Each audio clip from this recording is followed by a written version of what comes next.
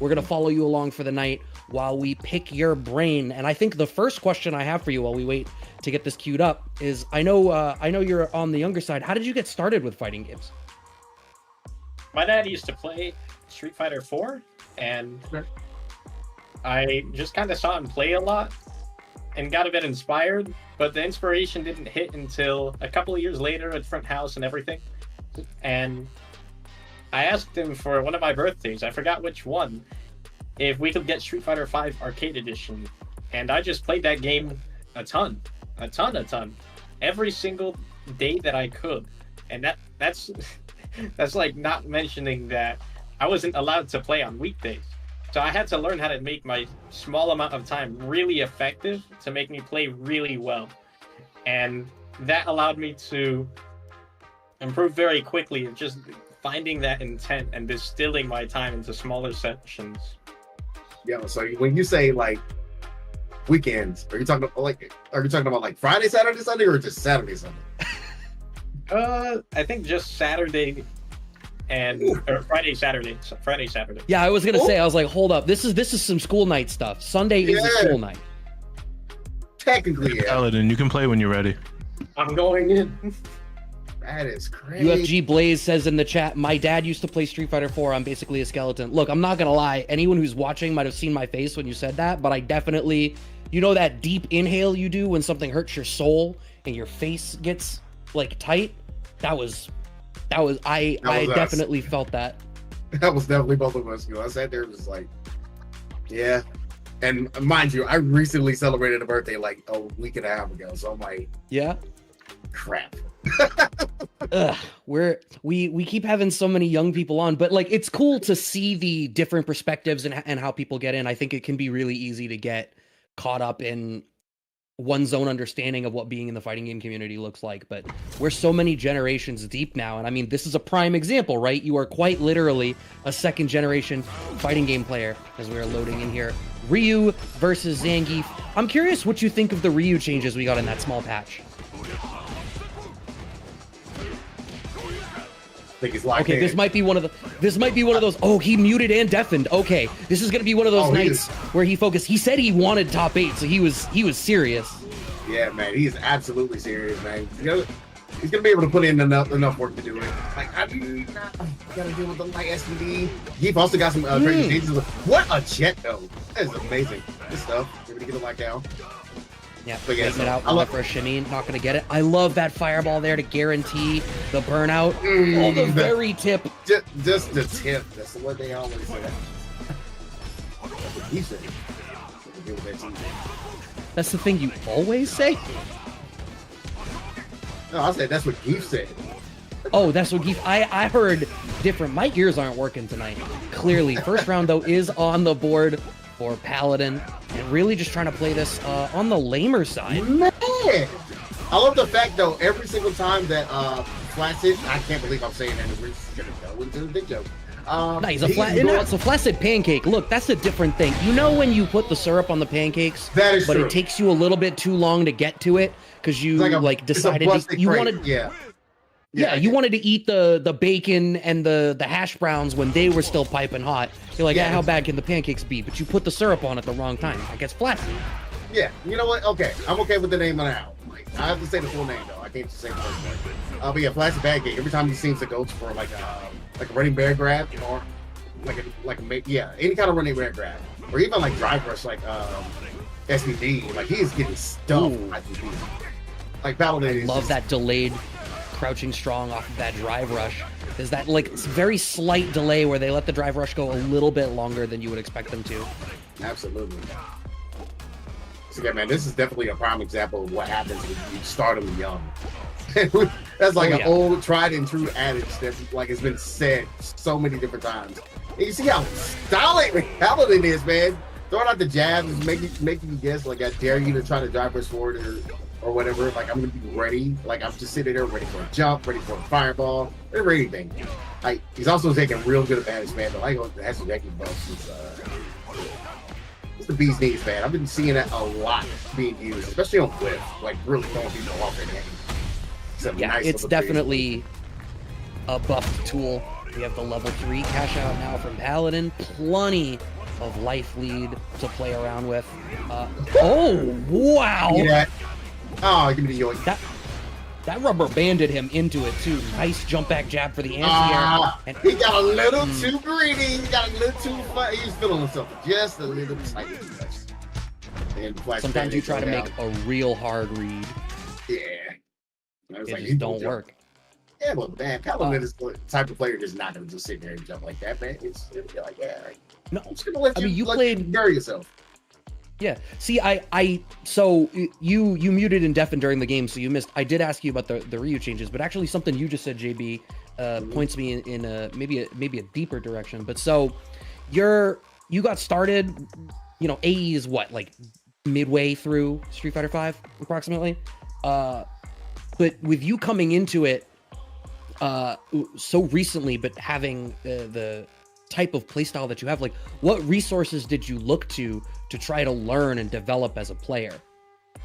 I really just watched a lot of guide videos from Chris Tatarian, and I had some streamers, one streamer actually specifically that watched my replays and gave me very strong feedback. He was called Tulpa Vision, and he's still on YouTube right now. Shout outs to him. He coached me to Diamond, and his advice, I took it to heart and was able to get Grandmaster, then Ultimate Grandmaster in Street Fighter V. And that was all, I think, before I even turned 16. Jeez, I've said for years that I'm like, damn, if only I had the access to the knowledge and resources that I have now, or even like during 5, back when I started playing, and this feels like a testament to it. Revilo playing Ed, I'm really enjoying Ed myself. I don't know what you guys think. Yeah, I'm having a little bit of fun trying to understand like how Ed is going. Like, yeah, I've been doing some other things like recently the past few weeks, but yeah, like when Ed came out, I was pretty much like 48 hours of non-stop just looking up videos, looking at certain players. I was hoping to see like some more players in tournament like play them recently. It'd be nice to see, but we're getting in now. We're getting in the ladder, and Revelo is like doing a pretty good job, like kind of handling like some of the things that Ed can pull off, like all of his kick moves, all the flicker jabs. I think they're all really sick. Having the ability to make sure that he's able to follow up with the correct like drive rush into like after the fireball, like doing a really good job of that. Doing pretty well. Right, meaty pressure continues here for Paladin. I think one of the things that's really intriguing about Ed is I feel like he just, there's really minor adjustments to the ranges where he's super effective. Like standing short to standing medium kick, like his flicker jabs are so important, but it feels like the way that you have to place them is a little bit more specific than a lot of the other characters that can represent different mid-range pokes. And then that standing fierce, I mean, you can play most of your game with just Ed standing fierce. Almost gets the kill, but Paladin, while having plenty of life, you are in burnout. Oh man, that forward throw was so good.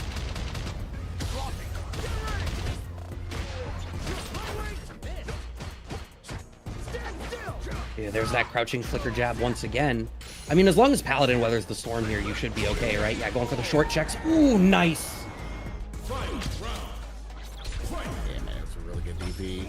Like, not allowing any kind of jumps. Yeah, man, I don't know. I'm kind of see if I want to pick your brain here. Because, like, I know, like, a lot of people were saying, like, his jab is very, very, very questionable as a character. But also, like, we were talking to a couple of people that are saying these anti-airs is, like, actually pretty whack. Like, I don't know, what do you kind of think of the flaws that you're trying to see in the head and they're really going? Are you asking me or are you asking Paladin? I'm asking you because Paladin he's muted and deafened again. Yeah, I mean, his light DP is great. I feel like the timing on it can be, it took a little bit of adjustment. I wouldn't think to qualify his anti-airs as bad. Personally, I mean, you have a real DP. Like, you have a real DP anti-air. Like, what is there to complain about? 1. And 2, you have the Chun-Li stuff of you have a standing button that if it counter hits on the jump in, you can get a pickup juggle off of it with that standing roundhouse, which we just saw represented there in that combo. As well as you have the mind games around heavy flicker charge to catch people out of the air anyway. You just have to, like, the way that Ed's anti-airs are incorporated into his kit, you basically have to kind of choose, like, do I just want to go for the guaranteed one, or do I want to make a harder read on a jump for a better reward? Yeah, and I agree with that. Like, I'm not understanding. Like, a lot of people are saying, like, oh, his anti-air is actually pretty bad. Like, they're working on a reason why, and saying, like, at a lot of different times, like, kind of whistle. Like, no, you just gotta be ready to go. Like, make sure you know which anti-air that you're gonna be making sure you're getting out of here. Yeah. This is a really good job by Paladin to close that one out. Making sure he's I don't know why this kid's so out there. He's so good. Like, it's so refreshing to see it. And like I said, the fact that he's only 16 is only up from here. Like, I can see Paladin just going completely far, like, into the scene, just completely making people just get dumped with a reset like that. My God, this is perfect. Damn, what a clean showing. My God. Let's go. He just goes back. Right. Let's go. 2-0. I love it. I mean, you said you were hungry for top 8. So, do you find that, like, I think some people, depending on the environment that they, like, learn to play in, like, there's people that can play in a loud room, there's people that can play without the headsets.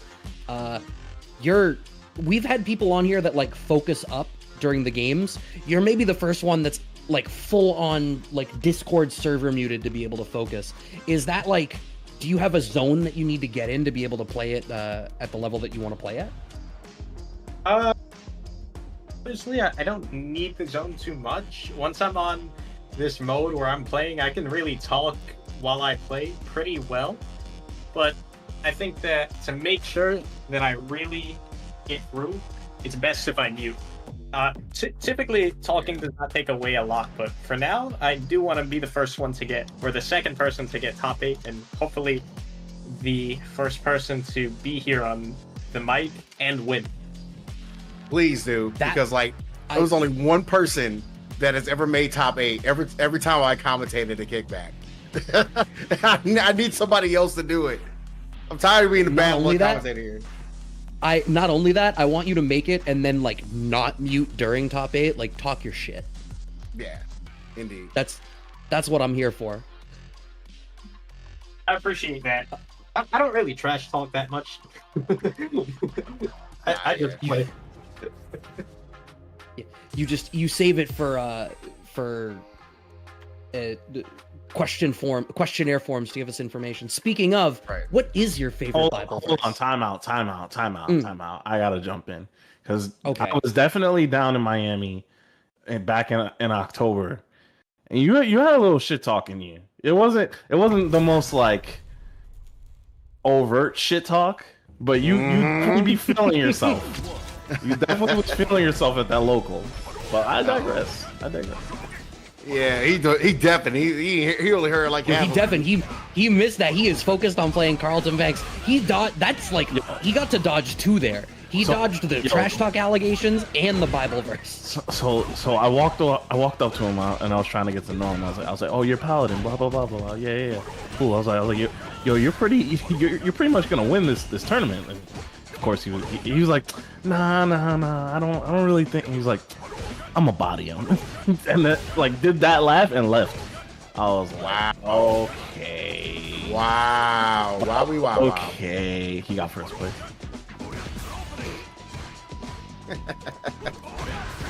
Hey man, but I mean, you got a character this he's like backing it up, man. You just see it in the play, like from season 1 on, and even in Street Fighter 5. Like I said, I've seen Paladin kind of come up, like, in the Street Fighter 5 days, like, online, and, like, seeing where his rank was growing. So it's like, this is all I'm seeing is just stuff that's nothing new, but it's just still wilds me out. Like, bro, he's only 16. Are you kidding me? Right. Well, it's why, and we talked about this a little bit last week with our previous guest Marcy. Obviously, this is on the TO side of things more than as a player, but, you know, we've been as the fighting game community now, we've been sort of semi-mainstream, like out of the arcades, out of the basements since, like, 2009, 2010, right? Yeah. So now we have 15 years of, like, post-internet age documented experience for people to be able to use and leverage. And exactly like you're saying, you see it in how rapidly people can develop to really solid players. So it makes me super excited to see how far people can push the envelope, like as we move on even further. Absolutely agree with that. Right now, man. Oh my God, Paladin is doing a really good job with these buffs. I'm telling you. Like, yeah, nothing withstanding though from Carlton Banks, like in the character he plays is Jamie, man. Because Jamie definitely got a lot of interesting help as well. No one to get the follow up. Yeah. Yeah, I love Jamie. I think he's the sickest new character in the game. Like, of the new generation added to 6, Jamie is my favorite. But he might still need a hair more love. But the throw change is huge. Oh my God, you didn't block on Wake Up? No! You didn't see Aang? Oh my God! Oh my God! Oh, wow! What is going on? Someone explain. That was we had mentioned the buff, like that's the buff, right? That extra frame advantage on the Hashogis at that range made it so much scarier for Carlton Banks to try to steal his turn. Even though all he had to do was make Paladin block one thing. Yep. This is one chip tap that he needed. Literally a Dorito. And yeah, like as soon as Paladin got the opening, it was like, yep, you're not moving and you're going to die. Okay, we're going for meaty pressure. Mm-hmm. There's that buffer, like one of the buffs that Jamie got. Like, forward throw into drink is actually kind of cool. Like, I really like it. I think because one of the weaknesses of his strike throw game before he has command grab is like, it felt like it didn't really give him anything. Like you lost too much momentum as a character who already chooses whether to pursue Oki or lose momentum. So the fact that throw now has a different upside to it, and then once you get command grab, obviously you can just choose to catch command grab. That is overcommitment out of Carlton Banks. If Paladin's able to close that round out, we're staring down the barrel of a 3-0. Yeah, we are. I mean, this man is really trying to make sure, this young boy is trying to make sure that he is undefeated, going in, has his 5 wins, make sure he's like almost pretty much solidified in the top 8. Okay, DP? finds the DP. Ooh. Okay, he was trying to get him with tricky stuff. Yeah. The SSX tricky. See what we can get out of this, though. Wait, is that the old PlayStation snowboarding game? Yes. Okay. I haven't thought about that series in years. Okay, finding the gap. Oh my God, he's hit. And it's not gonna kill, but man, this is gonna be able to really put things on the back burner, especially you can probably put them in chip in the right situation.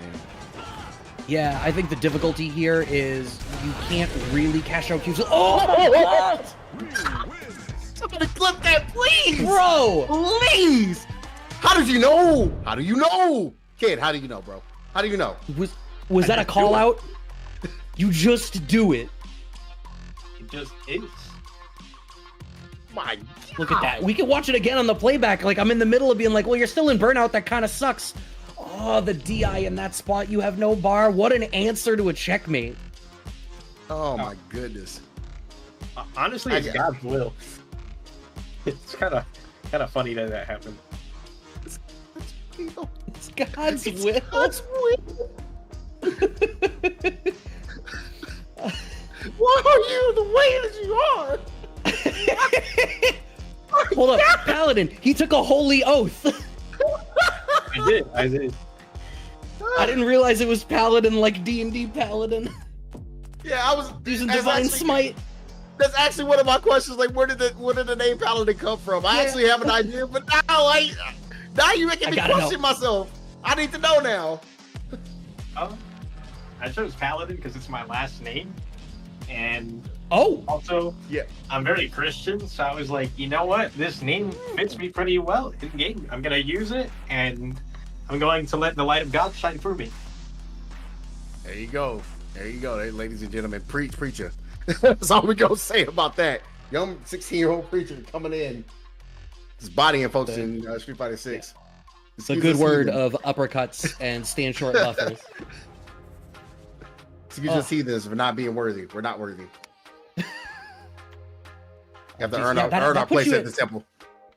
That's puts you at 3-0 now, yeah? Yep. Yeah, I see you currently on the top of the leaderboard. Mm-hmm.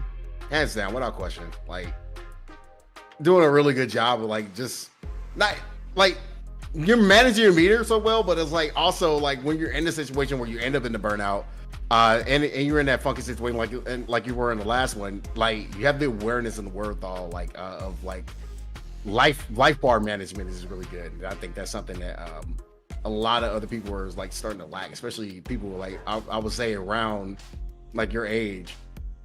They're lacking like the understanding, like, oh yeah, let me go ahead and quickly do this kind of kill. Like it's just that's what makes you like so good of a player, is like to have like the understanding of all these different things that are happening in the game. There's so many different life bars that you have to take account of. Life bars and meters that you have to take care of. So many different bars, basically. Almost like you have to be a rapper, Christian rapper. Are there like? I'm now racking my brain to know if there are any of those. I know there was this whole era of like metalcore bands that were all Christian. You have, but I don't know if that. I do have no idea. You see this complexion? Listen, I understand that. I understand. Okay, that's kind of fair. But nah, dude. Like, definitely check it out, man. There's a lot of Christian rap like happening. It's kind of crazy. Paladin is gonna go back into the death state. Wait, are they Christian? Are they? Am I thinking of somebody else? They went on tour with like Hollywood Undead and stuff. I actually have to look that up. Like, yeah, I really have to look that one up. Anyway, man, kind of going back into this before we go into the well of Christian rap, Christian rock and roll. While Brad is typing, Prototype over here, not estranged from using like the world of Honda. It's Prototype. Oh yeah. But yeah, man, that's been kind of crazy. Like, kind of seeing Prototype like going with the modernness of the character. Yeah, I think modern Honda is kind of interesting, right? Because I feel like Honda is already a character in general where you have these moves that you can pull out that either you can use on a snap reaction or force your opponent to make a snap reaction. Modern just front loads that even more because it gives you quicker access to those tools first round on the board for Prototype. I remember, I think it was at CEO this past year, and I was talking to Jick. I want to say Jick D made top 48 with Modern Honda, and his call was that he figured long term Modern versus Classic could end up something akin to like choosing an ism in like what is that, Alpha Series or CPS? Yeah, it's like Alpha. It's like Alpha 2, Alpha 3. Yeah. And the idea being that like there's going to be matchups where being modern and having those snap reactions might matter more. Nice back throw. Talking about snap reactions. There we go. Oh, interesting. Yeah, that was that actually being the punish counter is actually great. Yeah, that really pushed him back like really far enough, and also took away some of his meters, which is really good. Yeah, I think the drive gauge is the bigger thing for me, especially against Honda, right? Like, once you do get him in burnout, it's so much more important to bully him. He needs the drive to be able to have the threat of using armor mid-screen to bully you. Lands on the butt slam. Once again, going for the drive reversal. Oh, is he gonna hit? Yeah. I'm gonna have to ask Paladin. I feel like we're seeing people use drive reversal a little bit more often, and Paladin is one of the people that I see bringing it out of their quiver a little bit more frequently. So I'm curious to his perspective on it. Yeah, Prototype is not allowed to block for much longer. That's fine. You still got the round. This is really good, solid stuff. Really solid stuff right now. We've seen. Yeah, man, I love the fact that Paladin is like that, man. No, I love it. Kind of gives us a chance to like practice our stuff. Oh my God, what a punish kind of hit. Wants for the overhead. We're not going to get it. Low forward into the fireball. That's standing short at that space. That's the same standing short sequence that won him the previous game. So that must be a spacing trap that Paladin likes to use. I think it's something like Prototype probably is picking up on pretty quick. So that's why he kind of stepped back a little bit. But man, this is going to be nice and saucy. Need a throw. I'm trying to think, like, did Paladin drop a game yet? I know he's been close to dropping a game. No, I don't think he's dropped a game yet. Rounds, yes, but no games. Oh, punish counter, back throw. That extra chunk is enough for the first game on the board. Yeah, man, it's cooking right now. He was just telling us earlier about his about this gourmet ass sandwich that he was making. Oh yeah. Oh, we'll talk. We'll get to food at some point this evening. Oh, okay. Yeah, Dash and stuff. There's some shades of Street Fighter V for you there. Yeah, absolutely. Ooh, Prototype is like a lot. He's like, he does not want to get grabbed. Oh, yep, there we go. And that's why he didn't want to get grabbed. That was the first, like, really parry and punish counter that he got hit with. Oh, see, there's a lot of, like, trying to use standing fierce, and Prototype is walking forward and checking it with jab or strong. I feel like Paladin maybe needs to go back to the short. Oh, just as I say that, smoked by the armor, but Prototype puts himself in burnout in order to get there. It's not a great jump. This is scary. He's modern. Yeah, because you can't really do anything too crazy. Yeah, that's why one button supers. As soon as we saw that overhead animation, he's like, yep, I'm hitting it right here. That was a really good parry. That wasn't that's crazy. Yeah, it's punish counter. Yeah, I feel like that's a combo route we don't usually see out of Ryu anymore. So that did more damage than I would have expected. What's it gonna wake up? Damn, Prototype chooses to go into burnout. Yeah, he really did, and I don't think that was the best time to do it. This, yep, that'll cost you the round for that one. Oh no! No! Miscalced. Oh, Okay. that's fine. We reset. You were modern. Like, You have no excuse to not react with super there, Prototype. I'm sorry. Yeah, like at all. Waiting it out. Slight lead. Trying to play this ground game. Yeah, and you can see there's a little bit less standing fierce out of Paladin. Even in that spot, it had been fierce out of DR a couple of times because you set up the high-low, but instead it was delay stand strong. Blocks. Takes out his turn. Ah, that was a nice bait from Paladin. Oh my goodness, he's looking poised to absolutely make sure he does not drop a game. Really, just one more sequence. He is on modern though, so he cannot do anything too crazy for the chip sequence. He's gotta hold this out and hopefully you get your meter back in time. That's gonna hit. And is that gonna kill? Oh yeah, CA raw. Well, modern has the added scaling, right? Yeah, he didn't do the. Damn. The only way that would have worked, and that's crazy. The only way that it probably would have killed if he didn't do the modern version of it, because you can do the regular version and then not do the modern scaling. That's and I think Prototype just did the reaction version. That's probably why it didn't kill.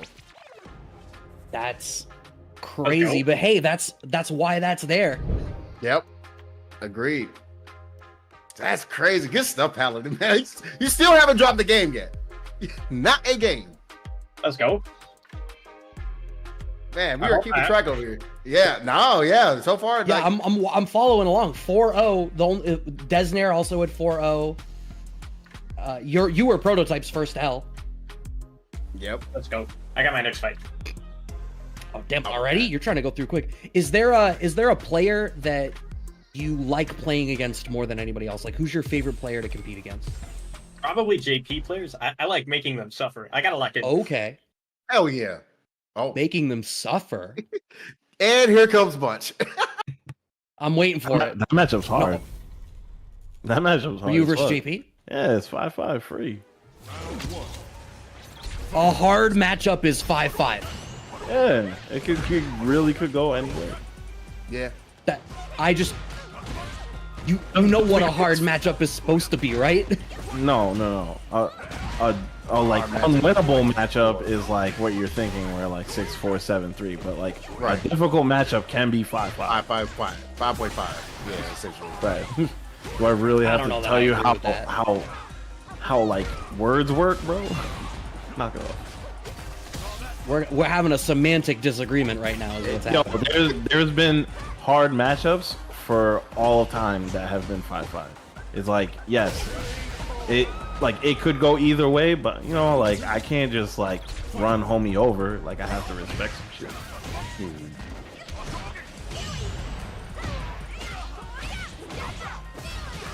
While we contemplated all of that, Paladin was able to draw the first round. That was a really cheeky sequence out of Desnair to try to go for what I assumed was a left-right mix, but didn't end up working. Yeah, and I think it's because like Paladin was cross-walking. It's probably one of the situations where he's probably expecting like he probably did it too high. That's probably what Dez's situation was. I can't tell if I'm reading too much into it. Like there's an almost a disrespect to the way that Paladin is playing this ground game right now. Oh, overcommits into the level 3. Desnair loses out the round the game, and I mean, you needed that to land to make your comeback, but you sealed your fate with a DP on the elbow drop too. Again, locked in is what we are seeing right now, man. Like Paladin right now, he's completely ready for any kind of shenanigans in the air, on the ground. He's like you said before, he's being, I wouldn't say he's being disrespectful, but it's like he's definitely looking down on his opponents at the moment. He doesn't mind going into burnout early as long as he gets that extra damage. It's kind of just making you say like, yeah, I got you beat. Like it doesn't matter if I go to Kansas. I'm gonna put you in the dirt. Happening. All right, get into here about this. He's so low on drive gauge right now, though. That makes this still really scary. Oh wow. Interesting. No follow up. And hit by Jotan. Oh my God, in the face. Now I gotta hold the stroke grab. C3. And that was a really good call. Going for the DI. Dude didn't have no life to be able to do anything extra. Oh, I think that was meant to be a DP in that spot. I don't know if we were not recovered in time or what have you, but it's not going to work out too great. Desnair goes for a mix-up. We're not going to get a whole lot out of it. DR forward, and Paladin gets a check after the OD run. The huevos in there. Oh, my. Gotta go level 3. He does Oh, he didn't want the level 3 off a perfect parry because the scaling was going to be too much, which means that off of this interaction now, Desnair is able to catch that out. It's a risk, but it's a risk I can get behind. Like, Kimberly's maybe the only character that I would be like, yeah, you know what, screw it. Use the level 3 anyway, even off of perfect parry, but absolutely. I get it. Yeah, I'm just saying you want to go ahead and just make sure, like, if you're going to use a level 3, as long as it's not hit, get it on the ground. But yeah, like you said before, like, having the buffs that come with the level 3s just makes things really good. Wow, what a good decision to go there and try to get the trade, be able to get the fake pool, get Desnair pushed in the corner, but Desnair's fighting his way out. Yeah, and I think one of the big adjustments Desnair's been making is bringing that perfect parry in, is earning him just enough respect on the ground that Paladin needs to walk into crouching jab range. Is that going to be enough? Ooh, this might be the first game he dropped. It is. Oh man, that's crazy. And what's nuts about that? It was just a really good check by Dez. Like it was understanding. Like yeah, I'm airborne. I'm getting jump hit. So it was like yeah, let me go ahead and go for the check. If he press anything, it's a game for me. It's unfortunate. This is the first game the Paladin has dropped all time. Like usually when you go on those streaks, and hopefully you don't want to be able to like lose the momentum, and it doesn't look like it. Like he's kind of losing. I think Paladin is going in like, yeah, how dare you make me bleed my own blood? Nobody makes me bleed my own blood. Finds the DP. Oh, the dash back. We get a sweep whiff punish there from Desnair, who's able to claim a fair bit of momentum here, and now having Paladin burned out. Paladin's ground game and anti-air game are both so solid, it feels like it's going to be hard for Desnair to try to press the issue here. Look at the fact that he had to back off. Good check. No teleports in my face. And one thing that Dez likes to do, he definitely likes to go for a lot of bait situations. That's why he's doing those elbow drops so far away from the opponent. Because he's absolutely just trying to make sure you're baiting something out. And Paladin's not falling for it. And there he is. Oh my God. Now that's a different bait that he is pointing out. It's a different option that Dez has put out there. Oh, that's a shame. Combo drop out of Desnair. Had the counter hit low forward, but wasn't ready for the capitalization into the level 3. I do think that this should kill, but if it doesn't, you're still in a stellar situation to be able to close out this round. Or you can just carry the level 3 buff into set point here. Is Paladin going to lose out his first set of the evening? Yep, it's his final game, final round. Got to be a little more tricky to see if we be able to get the action on.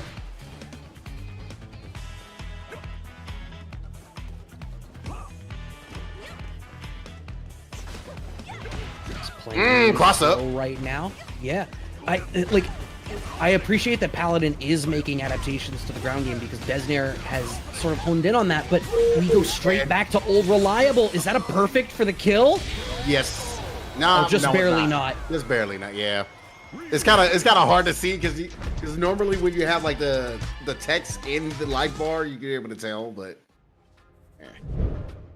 But yeah, man, good stuff on Paladin. You're able to like reset yourself after you drop that first game, and like when you end up in those situations where you're on a nice streak, and then somebody kind of breaks that streak away from you. How do you go through it like as a player and maintain your focus?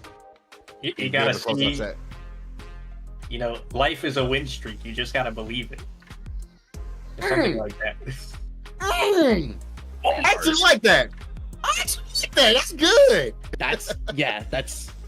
I'm like, shit, that's unironically good. You know what else is good? The homies over at Low Kick, who are kind enough to sponsor the Kickback this week. Yeah, I know you can show them some love. It's brought by Low Kick and their April's team event, Roundhouse Tag. 3v3 exhibitions in Street Fighter 6 and Tekken 8, starting at 8 p.m. Central. You can go to StartGG /RH tag, and then LCQ for mid best also happening. That is April 12th through April 14th. I'm definitely excited. You know that the Casa is a fan of some team tournament formats.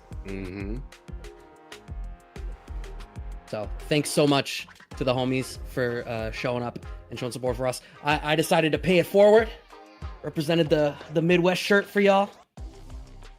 Appreciate it. Yeah, man. Like the Low Kick team, man, they've been putting in a lot of good work, and I'm really excited to see how Hold on. All right, let the man talk. South Florida has entered the battle.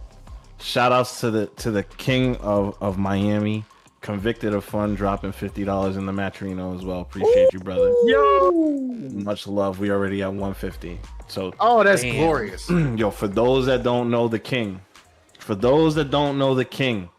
he's been doing this shit for almost longer than I have, and he's like 4 or 5 years younger than me.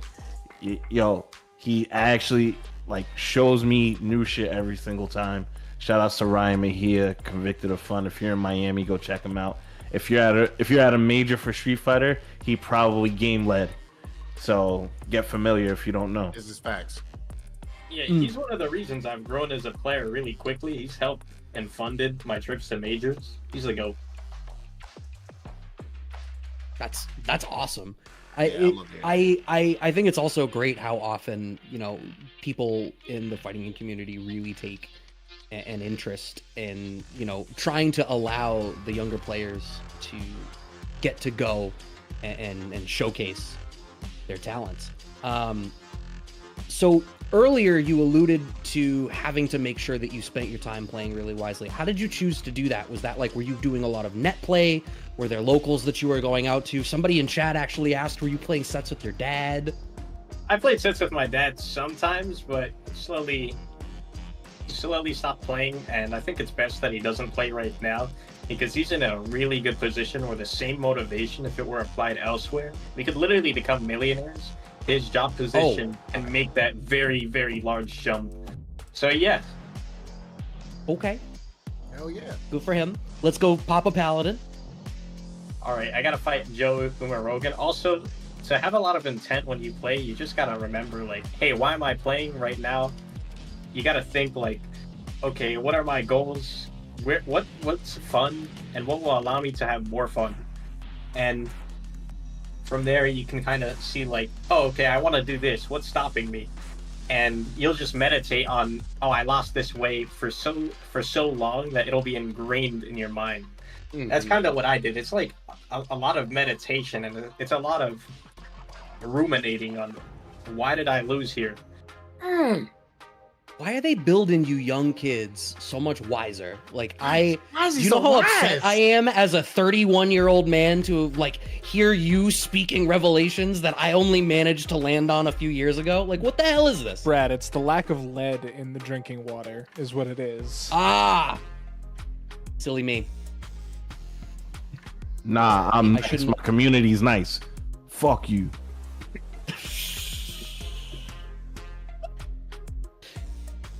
We're bringing the conversation around a community. Is that what we want to do?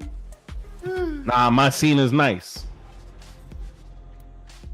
But yeah, so Paladin, did you play? Gotta go. I gotta go. Lock in. Yep, he's locking in. Dodging the questions expertly. No, that's fair. That's fair. No, like I said, he really wants to make sure that. Oh yeah. He's here with us in the top 8. Like I said, man, I'm so glad I didn't have to say it. He said it for us. Like, nah, bro, I need to make top 8, and I need to actually win this thing. So, what he's looking for, and I'm sitting 5-0, tied with Noah the Prodigy as well.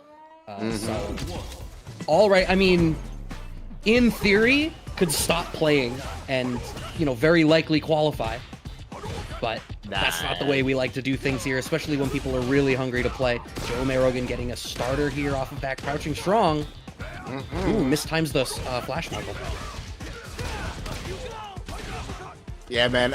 It's funny because I was looking at like some of the patch notes for Luke, and I was just looking like, this is still the same. This is still the same. We're punishing easier now. This is still the same. So it's like, what did really change off this character? I mean, making it so that you actually are allowed to whiff punish him is a big deal. I love that setup. Wow, I wasn't sure how we were gonna bring that one home, but comboing into sweep and then just setting up the meaty fireball for the guaranteed chip kill is great. And that's another situation where like there were so many spots where people were willing to use Luke level 1 to compete with fireballs because the fireballs traveled so quickly that you could very often beat fireballs in a fireball war. But when you're right up on top of him like that, it doesn't matter. There's nothing he can do. Now you see the onslaught of all these different buttons that are coming out. Okay, he got hit with the level 2.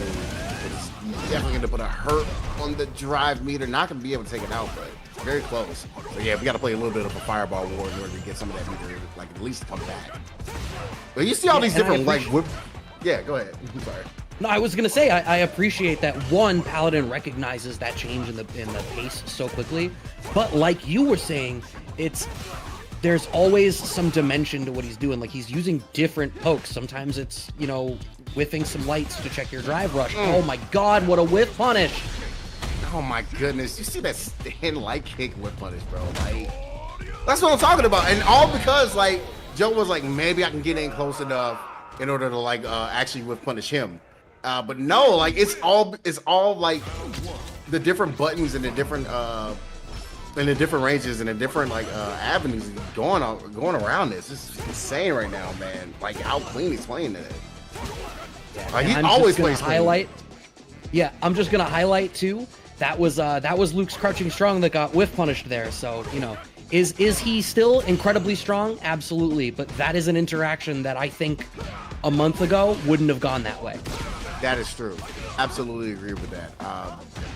And it's something that I hope like Joe in the future like kind of like takes a little note of, because I know he's gonna always stick with this character. It is what it is. Joe is so ingrained with Luke, like at this point for 2 different games now. I'm gonna be curious what Joe plays when Akuma comes out, because he was an Akuma player for out of 5 as well. Yeah, it depends on like how Akuma ends up playing. Level 2 should be able to kill it. But yeah, like it's it'll be interesting to see like what happens, like if Joe decides to like stick it all out and make it like put Luke on the back burner. But I think honestly the character's gonna be fine. He's definitely a little bit more normalized, but he still hits like a freaking truck. Oh, absolutely. There's that damage right now. 3 bars, 30%, or 3 bars of drive gauge, I should say. And we get a combo after it. Nice pickup. 3 bars in the tank. You know Paladin doesn't want to spend it if he doesn't have to, though. I expect we'll see a combo into level 2 before we see a combo into level 3, unless Joe's able to keep this momentum swinging hugely. Oh, what a jump! God. He won't even need it. He won't even need to spend any meter. He can take all of that to the bank for the final round. He's on set point. He's trying to make that 6-0 happen here. I am really appreciating the way that Paladin is now using Hishogi after the changes. It's almost like he's using it as an in-between fireball feint of like whiffing, standing short, and then Hishogi is like a deeper feint versus regular fireball, because you see there's a lot of spots where it's Hishogi and then he's able to parry pump after to, you know, fish for perfect parry or something. It's making that mid-range spot where like you sort of want to jump but you're a little afraid. It's a little bit scarier. Nice whiff punish with the standing fierce. Oh man, we've definitely seen a little bit of lack of anti-airs, and this, I guess that was a little bit of the problem that I was wishing Joe kind of cleaned up in like the Capcom Cup, because there was a lot of missed anti-air opportunities, and it led to the stuff like this. You try to anti-air with level 3, that's not going to be able to get you to what you need to go, and Paladin goes to 0. Yeah, massive. And I mean, it's an unfortunate whiff, right? I don't know that you needed to make that high risk of a play either. Like, you could have just gone for a regular DP, gotten a knockdown, tried to go for another situation. My guess is, I think if I wanted to try to rationalize that, it's like, well, if the level 3 connects, I end up with the drive gauge advantage as well as the life advantage. It puts me in a better spot. But I think sometimes Joe, when he makes a choice, he puts the choice to 11. Yeah, absolutely agree with that. So yeah, like I love that Paladin kind of like you locked in and was able to take care of business. That was a really good like stand light kick whip punish that you got on that on a crouching medium punch. Yeah. Like I don't know if you were really kind of looking at the changes for Luke and understanding like okay, how can I beat this character now, considering like all of the nerfs that he kind of like received. It wasn't that much, but it was enough to where it was kind of significant. That crouching medium punch was clearly significant enough. I don't know what you were thinking about that. Yeah, I just kind of pressed whatever and it worked. So Luke got nerfed, and although I typically don't really try to whiff punish that, I was trying, and I got that lucky light kick on something earlier. I don't know if it was even a crouch medium punch, but I was buffering. I watched on the playback just to confirm it. It was crouching medium punch. Mm-hmm. You got the unpunishable button finally brought down to the realm of mere demigods. Yeah, it's still a demigod button. There you go. Yeah, I agree. Perfect. Yeah, perfect way to put it. Paladin, why Ryu? He's fun. Simple answer. Yep. I like vanilla ice cream too. I'm here for that. What do you put toppings on that? Nope. No. Just raw vanilla ice cream. I'm here for it. Vanilla. Right. My man is my young man is a Christian. What else? Like his father got him in fighting games. He loves vanilla ice cream, no toppings. But he seasons his tomatoes for a sandwich. Yes, brother. Like, can we talk about that? Tell the world about your gourmet sandwich. Are you chocolate chip cookie or oatmeal raisin? Yo, oatmeal raisin is for like old people, and chocolate is like, what's wrong with chocolate? Huh? I gotta think about that. Wait, you know what? Chocolate's okay. Chocolate's okay. But had to come up with a reason for why chocolate was bad? Yep. Okay. I had to, bro. Chocolate's mid. So then what type of cookie are you then? Like, what type of cookie? Probably like a snickerdoodle. Wait, so that, you know what? That tracks. You're all over the map right now. You're killing me right now. Oreo oatmeal raisin, but then you say snickerdoodle? And oatmeal raisins for old people. Okay, all right, you got it. You're saying snickerdoodles are for old people? Because that's certainly not for not old true. people. It's just like snickerdoodles are good. I gotta fight Noah. Locked in. Okay. Damn. Yeah, it's definitely gonna be a lock in moment. And you were just talking about this earlier, Brad. Like, both players are currently undefeated. I believe they're still tied for the record. Is that I just refreshed the page to see? Yeah, both sitting at 6-0. That's not gonna persist after this one. It's a first to two. Like really, anyone could win this. Very much so. And all right. Yep. And he's gonna go into it, but y'all know how Noah plays as well, man. Speaking of people that like Paladin, I feel like he picks and chooses when he needs to go and burn out. Noah's just gonna go into burnout just to go into burnout. And like it's like whenever he goes into burnout, it's his superpower for some reason. Like he has found so much success in playing a very like neutral-ish game, like when he's sitting in Kansas, man, when he's all grayed out. Yeah, I don't know what it is. It's almost like I feel like Noah plays with such intensity that by the time he is burned out, he's got such a huge positional advantage on the screen that like the most you can kind of do is bring it back to even by the time he's out of burnout. If you don't maximally capitalize on him being at low drive gauge, it can just feel insurmountable. Paladin has swung this back hugely though. Yeah, you were saying? Because my God, look, speaking of going into burnout, it's going to be able to get the level 2 Ashigeki Super.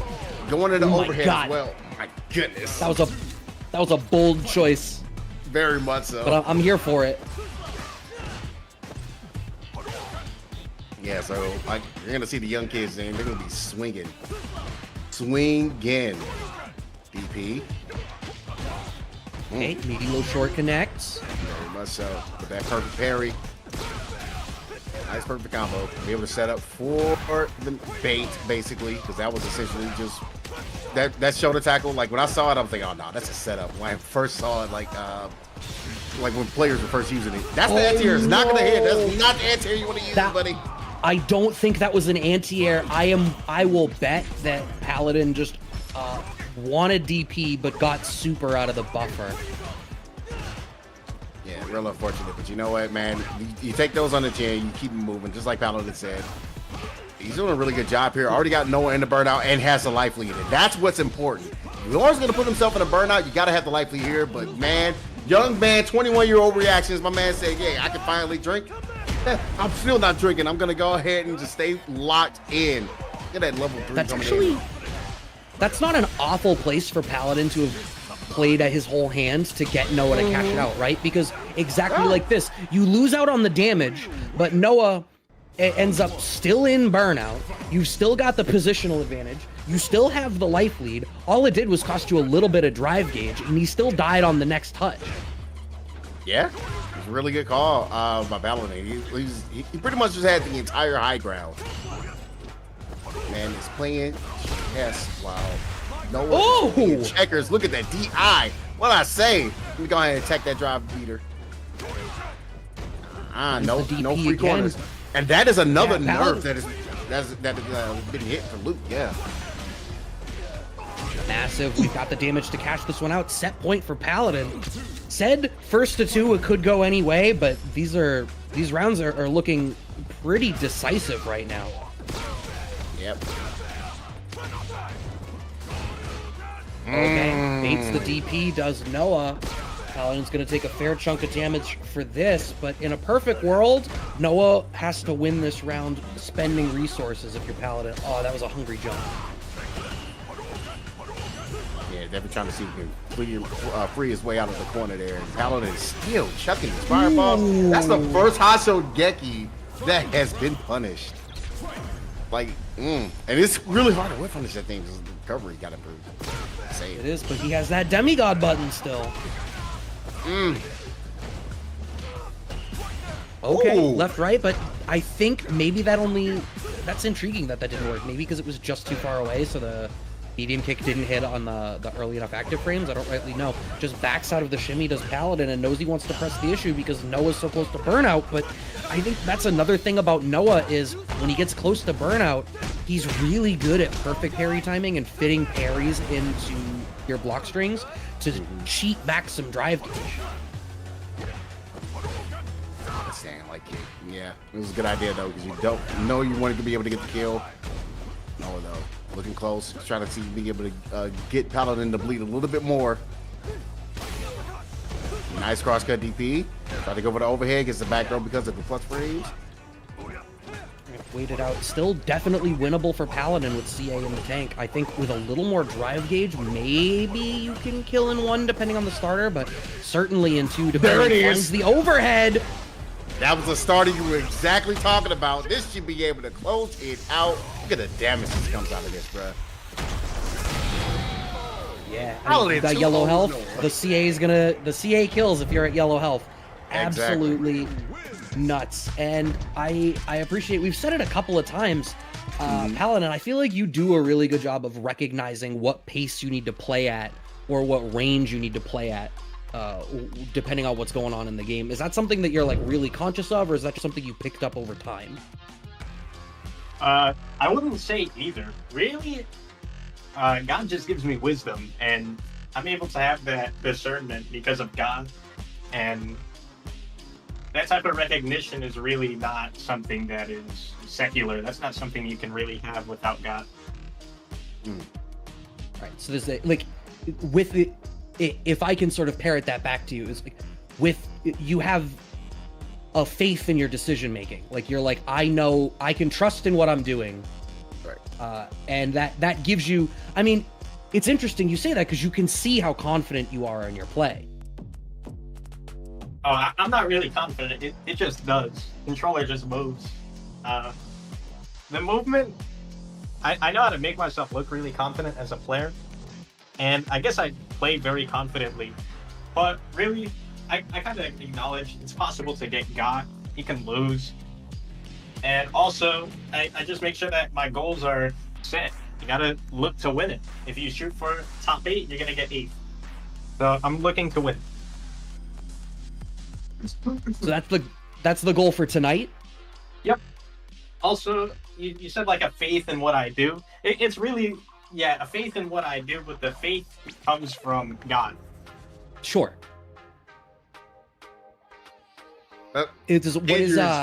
Man, you're speaking. No, go ahead, JV. Man, you're speaking to I've like grew up in a Christian home, like both sides of the family. You have no idea. Oh my God, it's getting beaten in my head for so many years. But man, so you're kind of speaking to me at the moment. Like, wow. So I'm actually grateful that you're here. Like, you're able to you come out and you're proving yourself. You're trying to prove your worth, and you're making sure that you are showing other people like how things can be done, and doing it in a way where it's like, you know, you have your certain beliefs, you have your certain things that you have for yourself. But I mean, at the end of the day, man, like, you're just being a really solid dude, being an upstanding guy, being an upstanding player. So it's just big ups on that, man. I had to tell you that before you get into your next match. I already see it. Are you queued up for another one already? Yep, gonna fight JB. Let's go. Ooh. You're getting there, all the killers tonight. I love it. See you now, by the transitive property, because JB at 6-1, having lost to Noah the Prodigy. Now, by the transitive property of Street Fighter, that means you should win this set. Yeah, and he's already locked in. Already muted. Definitely locked in. Full meditation, just channeling divinity into the stick.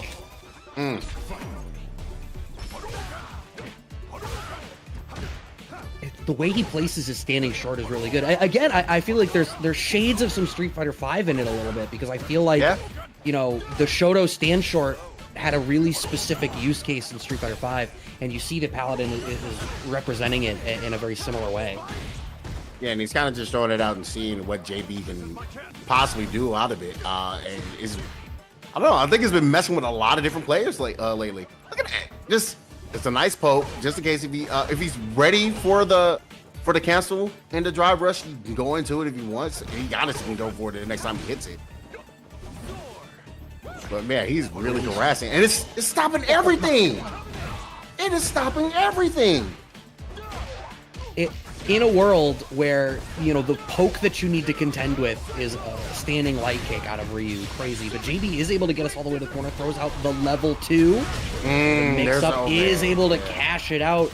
Wow, if you spend the money as Rashid, you can get such a crazy comeback. Absolutely. You got to do that sometimes. Like I said, considering like where Paladin's going. And yeah, like I said, you said the transitive property. Lost to Noah earlier. He wants to make sure he kind of makes a little bit of a statement, getting the run back of the person that beat Noah. So Let's do it. You know. A song called Roundabout by Yes, the band. Just trying to turn Roundabout is fair play. Is that a throwback meme at this point? Yes, it is because it's actually a throwback meme at this point because is that a JoJo reference? Is a meme that has died? No, JoJo reference like it's always gonna be there, but oh my god, but oh my god, he's dead. He should be dead. He should be burnt out dead. Yep. Yeah, you're dead. screwed. You have Your so much frame dead. advantage in burnout off the Hashogeki. Wow, that drop falling into Paladin's lap. Oh man. That round 3 bars in the tank, so a big cash out available to him on the next touch, should he so desire. Yep. So you see JB kind of going in because he knows he has to build a meter, knowing how Paladin has been playing all night. Personally, trying to build that meter, make sure you get that touchdown on level 2. Trying to get the mix up. Ooh. Yeah. Yeah, I understand though. It can be a little bit tough for Rashid in that range, I think. But yeah, that agreed. Spot, I'm still surprised. Yeah, I'm just surprised he didn't try it or at least try the OD one. I feel like the OD one probably would have whipped more than just doing the regular mixer. But you know what? It's gonna be pretty tough in this situation. You can't press. Yeah, this would definitely be enough damage to go without. Mm-hmm. It's such a scary spot to be in against that super. If you know you're gonna die on the next guess, it locks you down and forces you to have to respect it while you deal with a mix-up for so long. Yeah, it really does make things so difficult. Woo, mix it up. No, sir. Nah, we don't feel like mixing today. We want to bust out as much as possible. I had to incorporate Donkey Kick as a poke now because JB's found the answer to the standing short and the low forwards. Yep. Oh, DR into low short manages to beat the check out of JB. Oh my god. I can't believe that worked.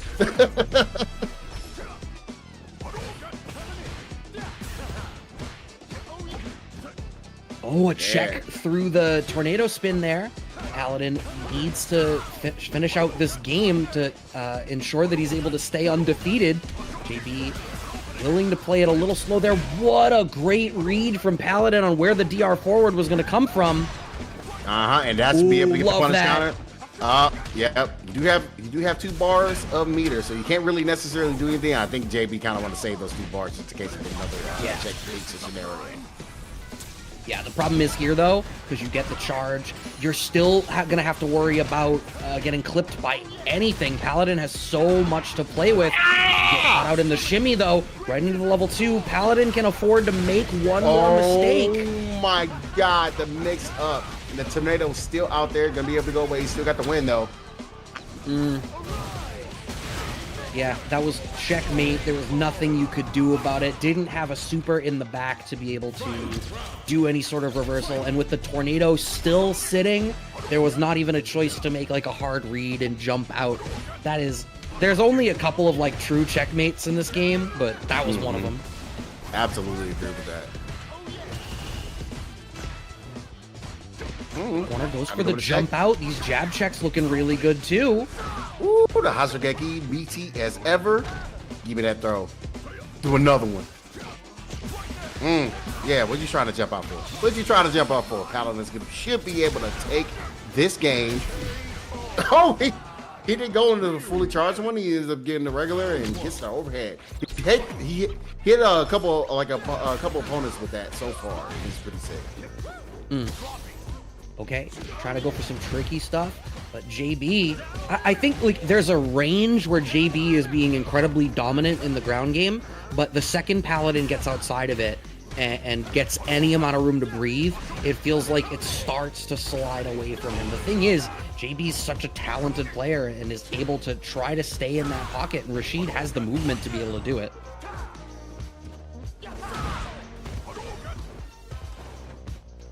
Using the donkey kick as a poke as well.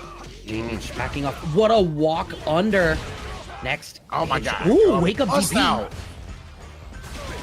Can't believe he was ready for that, but this. wasn't able to get the whole hits to be able to go through it. So still a chance. Still a chance. Paladin found it. God! He found the hit. He's dead. No, he's not dead. He's not dead? Oh, what the hell? How did he know? Green roundhouse Tatsu? He didn't know. How did he know he was gonna throw a tornado there? How? It just came to him. Oh my goodness. And God said, let there be no pop. God said, let there be shimmies. Get that mix up. Oh my goodness. The bust outs have been landing. That's a meaty. Did he get hit with another skeggy? Oh, that's unfortunate though. Yeah. Like, all right, this is scary, but if you're Paladin, I think your goal here is to not... God, you're dead. No, don't spend the resources because you know it's not going to kill on the next touch. That's why you find the meaty pressure after to be able to seal the deal. Paladin, the sole remaining undefeated player as far as I can see. At least that's already played enough games to be in the front page of the leaderboard. Dude, like, wow. God gave you the vision, didn't he? God gave you the vision on that one, didn't he? He did. Yeah, it's kind of apparent. DR forward, slight delay, solar plexus, nuts. Oh my gosh. Yo, you're, man, he is blessed. He is blessed. That's all I'm gonna say about it. It's like I want to inquire deeper. First, I'm gonna show some love to the homies once again at Low Kick, who were kind enough to sponsor the Kickback this evening. We spoke to it a little bit earlier, but if you missed it, Mid Best is doing roundhouse tag, 3-on-3 team exhibition stuff, Street Fighter 6 and Tekken 8. As that is all happening on April 12th through 14th. There's a couple of 2v2 brackets happening as well. I see Grand Blue, I see Gear, I see Undernight. Mystery Tournament, always fun too. And then there is LCQ for Mid Best for both Street Fighter 6 and Tekken 8. There is a MooBot command, ! RH tag. If you don't feel like typing an address into your web browser, which I get it. We gotta optimize our lives here. Yeah, absolutely. Make sure you guys go check that out. Cannot wait for April. I'll definitely be there in person to see all the action go down. Not sure I'll be there commentating yet, but you know, we'll leave that up to God and you know, in the good that little seed. You're like, somebody's gonna send this over. Well, you know, maybe I'll receive a little bit of a blessing. You know, I've never seen somebody subtweet on the mic before. We'll see. But no, man, it's big ups. Like, I'm gonna be there regardless, no matter what. Whether I was like not commentating there or not, I would have been there to support them regardless. Like, so much love, Low Kick. Like always, like helping your boy out and putting them on and like helping them get better. You know what I'm saying? Like trying to really make sure that I improve, and like it's definitely one of the people that's actually kind of really helped me kickstart things. But yeah, man, we also got a match arena tonight, so make sure you guys hit that match arena up. We got 37 codes left. I want to make sure that you guys are closing that out. I do want to shout out Convicted of Fondo again for that 50-25 love. So clearly the 25 cent was one of the codes.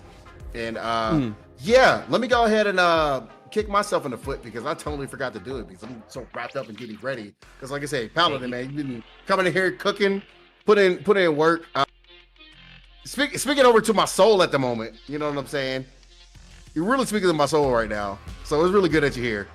But yeah, make sure you guys claim those codes. Got 35 left. Let's close this out. Let's make this a wonderful kickback for everybody to participate in for the players. So I got another one for you, Paladin, while we wait for you to queue up for your next game, or if you already have them while we wait. What was that? Done queuing. All right. So what I was going to ask is, I don't know if you've had the opportunity to travel a lot, but what of the fighting game events, the offline events that you've attended, which one's been your favorite? Probably CEO Taku, because it's not too far from where I live. 4 hours, so that's not so bad. Oh, that's not bad at all. And I get to spend time with my dad. while I'm there and read the Bible, so that's great. That's what's up. Mm. So, does he enter as well when he goes? Yeah. No. Ah. Because I know you were in LA for Capcom Cup and you did participate in the LCQ. But are there any other tournaments that you plan on probably going to in the future if you have time? I know it might be a little tricky to do it, but it'd be really nice to be able to make it out the Combo Breaker. But I know they're still during like school time, so like barely during school time. Like it's a weird like Memorial Day weekend, a holiday situation where you still have the time off. You might be able to make it, but it's still technically during the end of the school year. So, but it'd be nice. When's Combo Breaker? Combo Breaker is Memorial Day weekend, so it's like May. Can't remember exact dates. Like I think the 23, 24. Yeah, I think it's like the 24th to the 23rd to the 25th, I believe. And I think Memorial Day is on the 26th.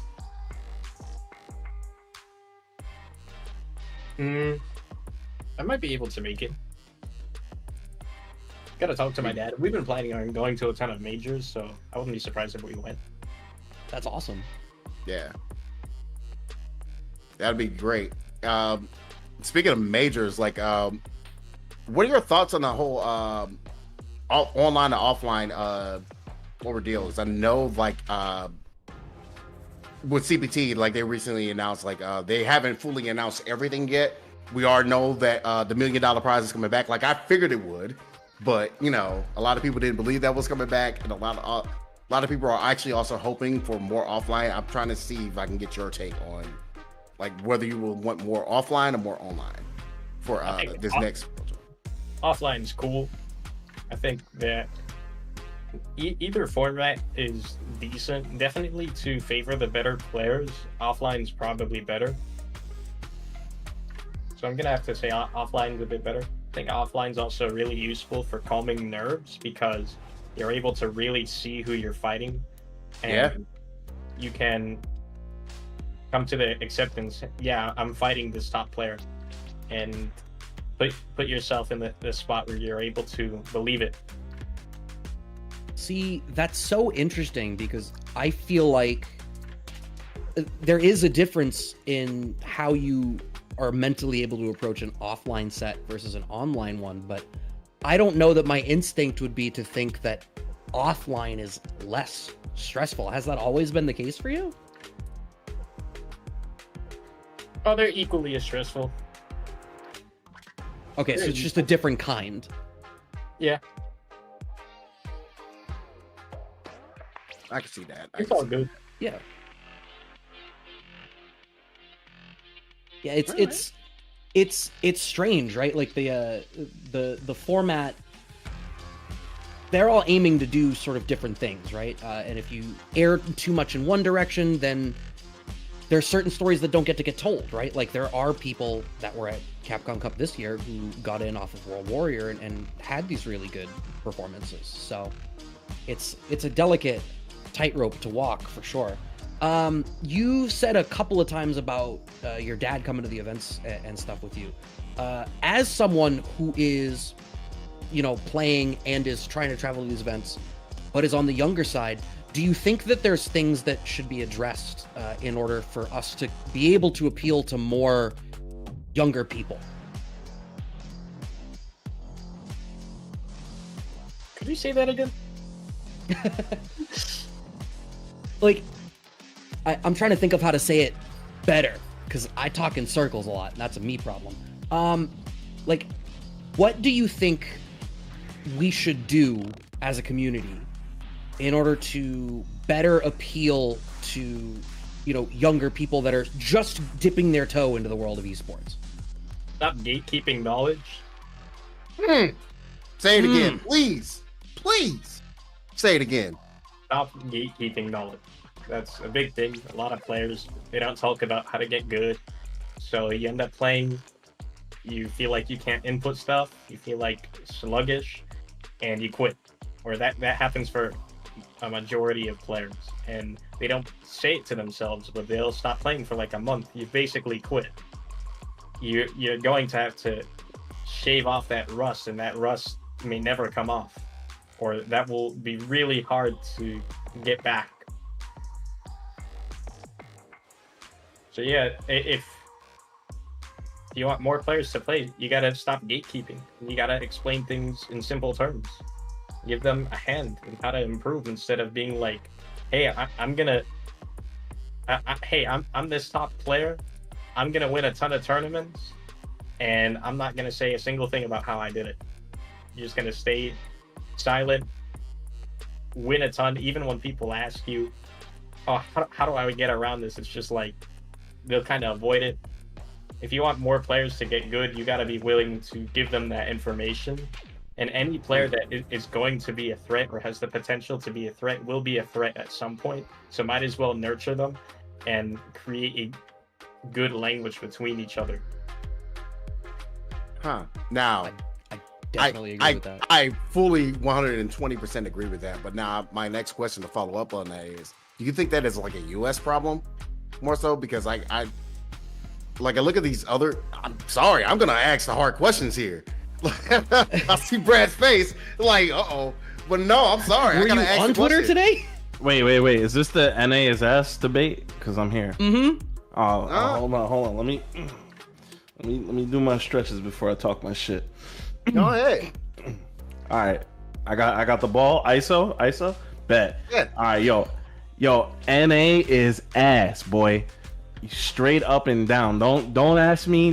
This is literally, bro. No. The only reason why we had people in top 16 is because they qualified for the event. I don't want to talk none of that shit, yo.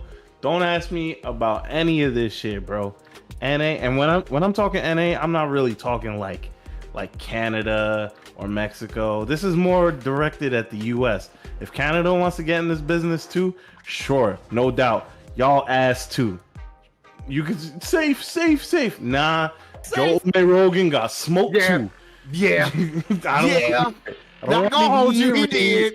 I saw it in front. I was there live. I was there live, and like, Joe, what are you doing? I got all the love in the world for Joe Rogan. I was so mad at him. He supports the show week in and week out, but I have to keep it a stack with everybody. NA is not working together, and it shows. Thank you. You have a literal two-time Capcom Cup champion saying it. Saying it. He came to the States for that very reason. We had this conversation. I had this conversation with Mena on Twitter. Yo. So, man, it's so great for you to come over. That's talking like, yo, you should be going to our events, blah blah blah blah blah. Why? Why should he be going to your events? You're a 12-man local. Why should he be going to your 12-man local? When he can literally get a concentration of better players online or in his living room. You're not giving him a reason to come outside. Like stop it. Enough with the yo. You got 5 regionals down the street from where you. No, knock it off. I'm not gonna dox him like homie did, but like, yeah, he lives in NA. Stop it. Knock it off. Knock it off, bro. Yeah, man. Well, Paladin, I want to hear your thoughts on that. If you feel there's a kind of a divide between the United States and like some of the other regions, because like honestly, it was even like refreshing to see you and Ending Walker kind of have like conversations about Ryu that you guys were having, because I think I was in that chat. Matter of fact, I think I was commentating at an event. Like it was. I think it was a Salt Mine. You guys were like having a back and forth. It was real interesting to see that. I think that NA may not be the best at helping each other, but saying that they're ass is probably not the right way to go about it. We got to motivate each other as players and reminding each other. He's right. He's right. You gotta be better than these old boomers like me that only know how to speak in hostility.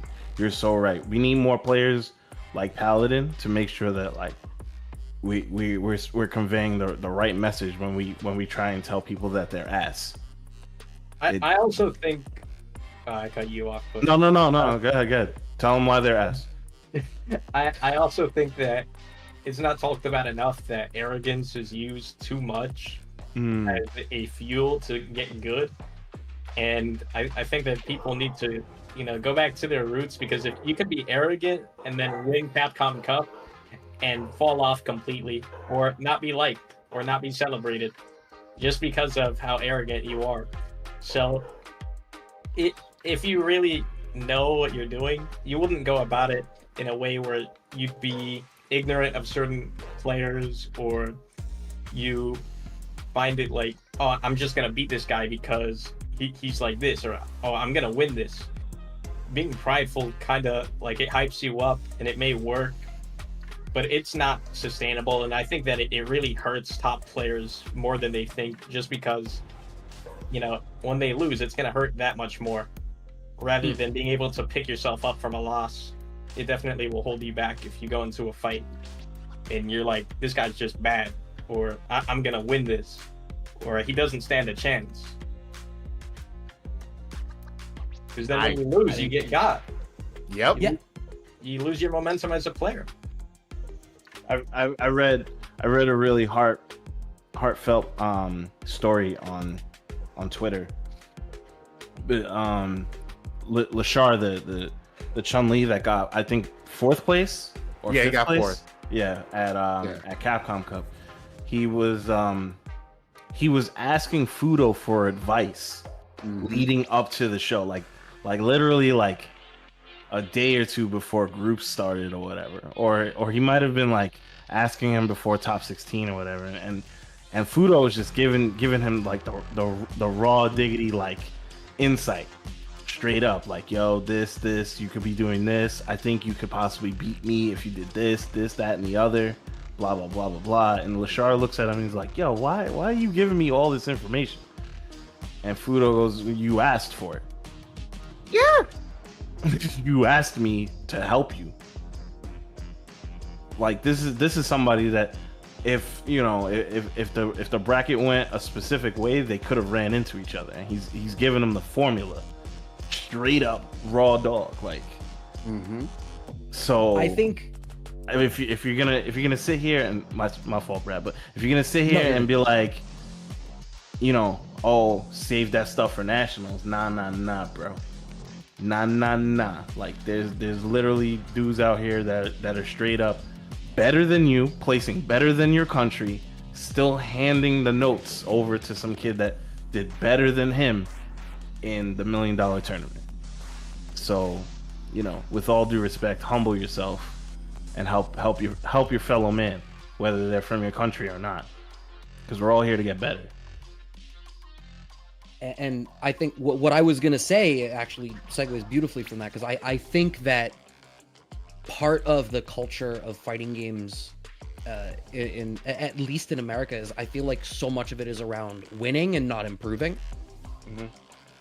Like, do you tunnel vision on getting the win? You tunnel vision on... It's why, compared to a few years ago, it's why the concentration of top tier characters that just get used in every bracket feels a little bit higher than it used to be. And it's because people are playing for the dub. And is that the goal? Absolutely.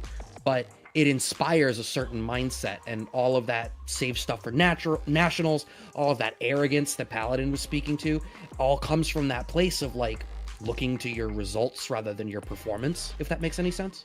I think it's important that we don't go that way, because sorry, were you asking someone else?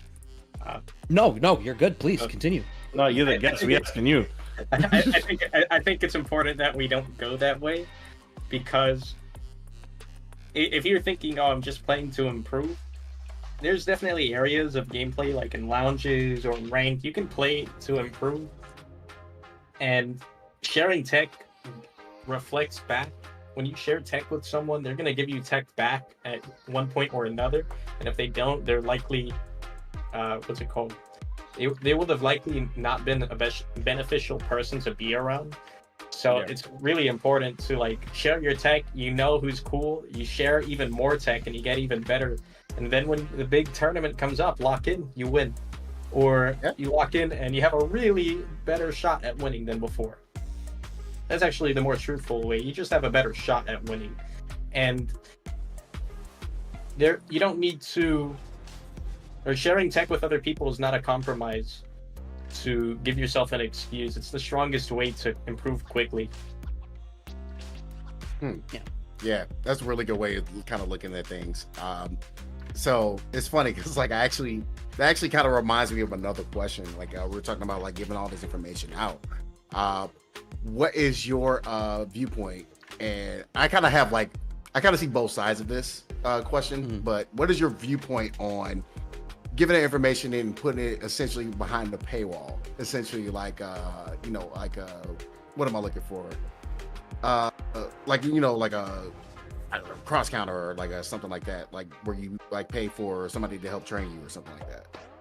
I think that coaching is good, but true coaches, they'll help people even if they're not paid. And I'm a coach myself. If anybody comes to me and they're very motivated, I'll talk to them about a lot of aspects of their gameplay or ask them about their struggles and help them improve. And it's like rejuvenating to my soul to help them. So I'm always glad to. And you don't really, like, the paywall is there because your time is valuable. But sometimes your time isn't valuable, and sometimes your time isn't valuable to you, and it's a lot more valuable to another person. So why not? That's I love talking to him. I love talking to this kid, man.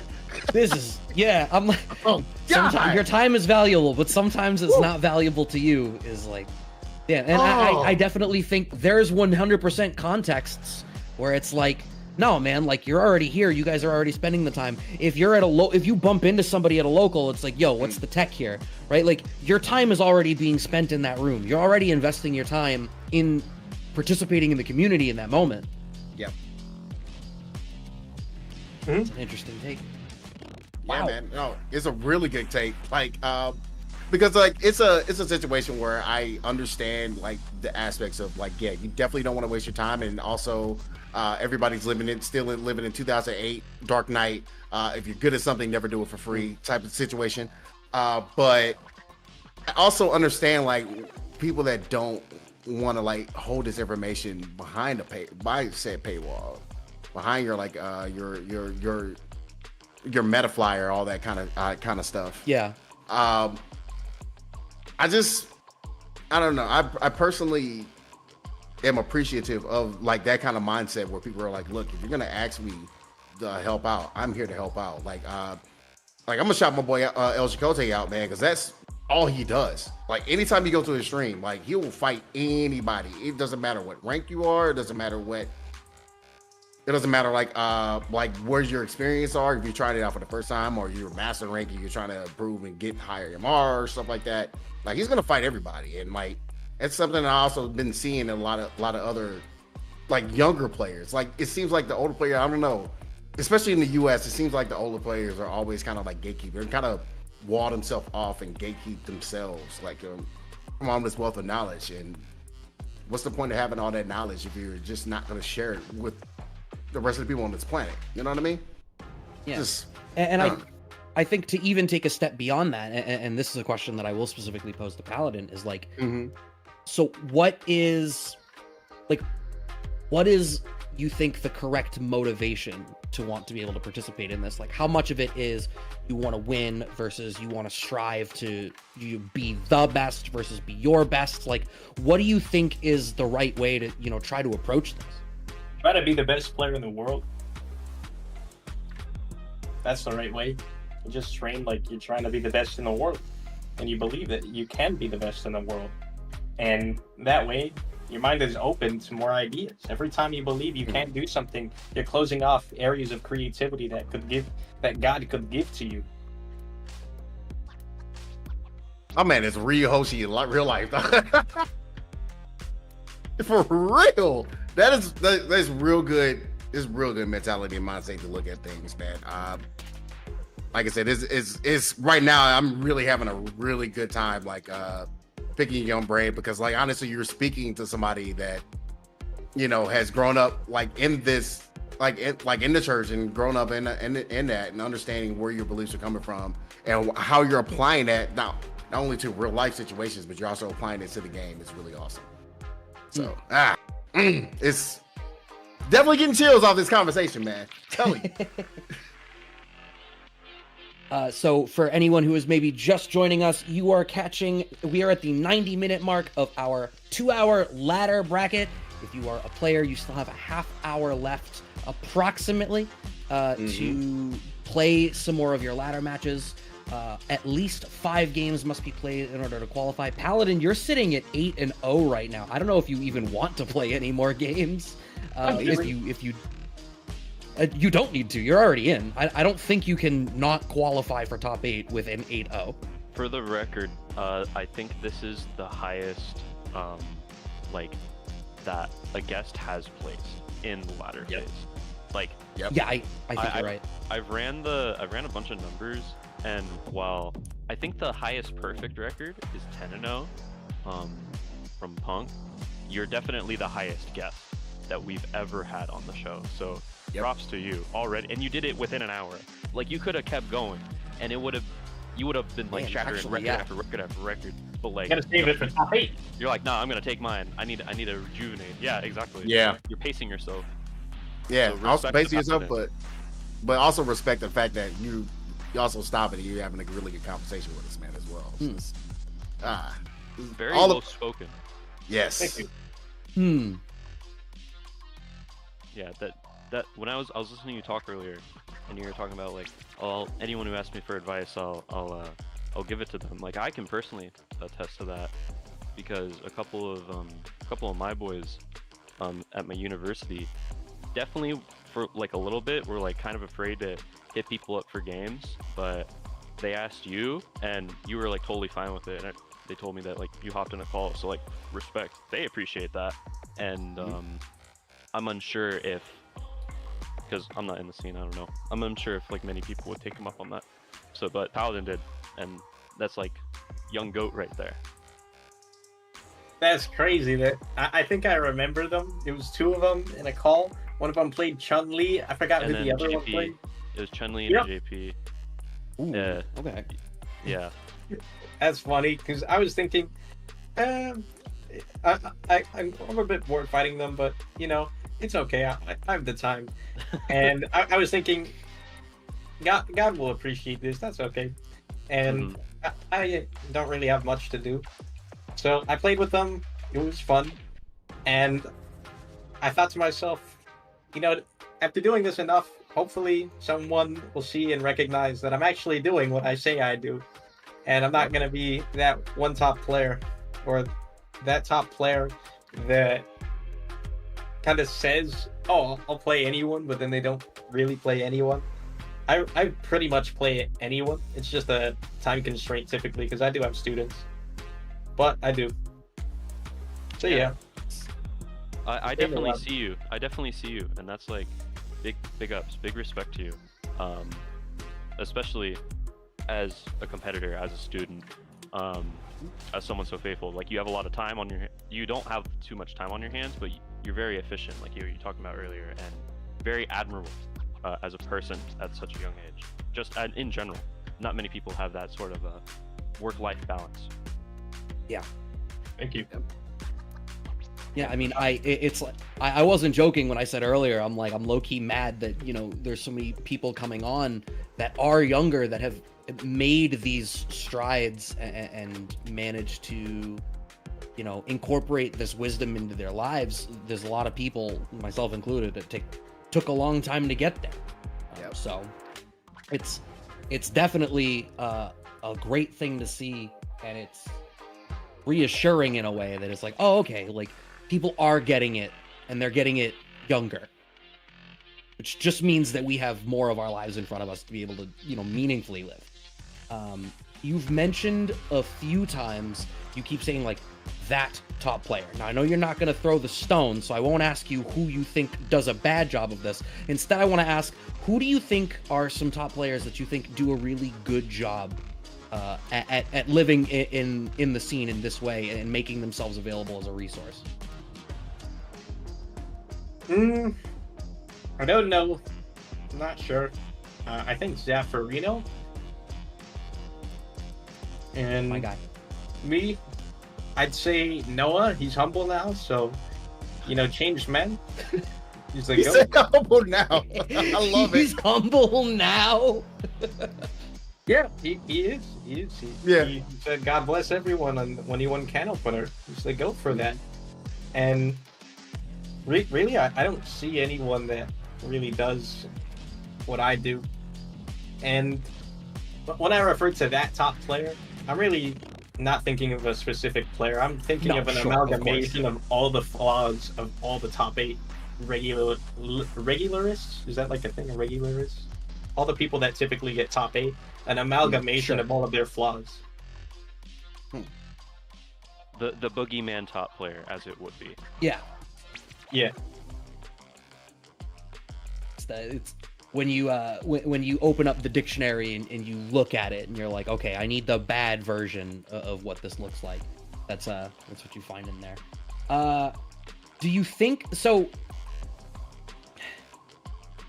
Do you think that it's like a coaching or like a sit down next to each other type of environment that is an important part of what you're speaking to, or do you think that there's room for people to try to put on more like generically educational content? I think discussions are better. Okay. Does that work as an answer? No, it does. It absolutely does. Discussions are a lot better than videos, because when someone tells you something, in a call, even better face to face, you really see their belief. For example, if I were to meet someone that is similar to me, which I kind of have, but they haven't been that exact, clone, or they haven't been on the same frequency as me just yet. If I were to meet that person, I would be able to reflect off of them, and when they're feeling down, I could motivate them really, really well, and motivate myself. Like a clone of me, like motivate myself. And that would allow me to be in a constant state where I never stumble.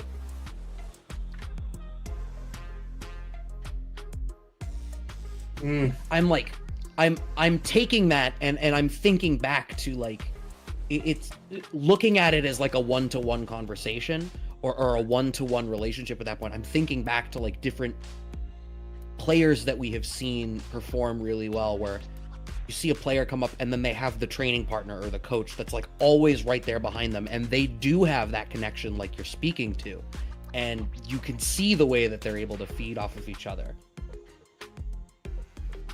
I've seen the coaches and I've seen the wingmans, but typically they are not very good. If anything, a lot of them hold the top players back. And they don't realize it, because it's typically just a friend that's like, you're gonna win this, and then it leads to arrogance instead of like affirmations of inspiration or motivation. It's like a murderous intent, and I guess that's strong, but I mean that gets destroyed very quickly. You can crumble that just by being kind, and I've seen that happen a lot.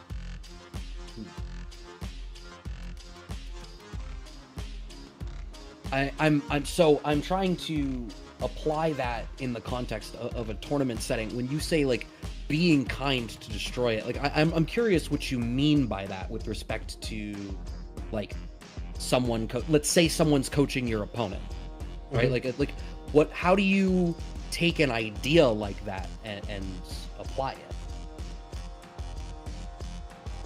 For them, it's really just like, oh, you're gonna beat this guy, and I don't know what you mean. Like, could you say the question again?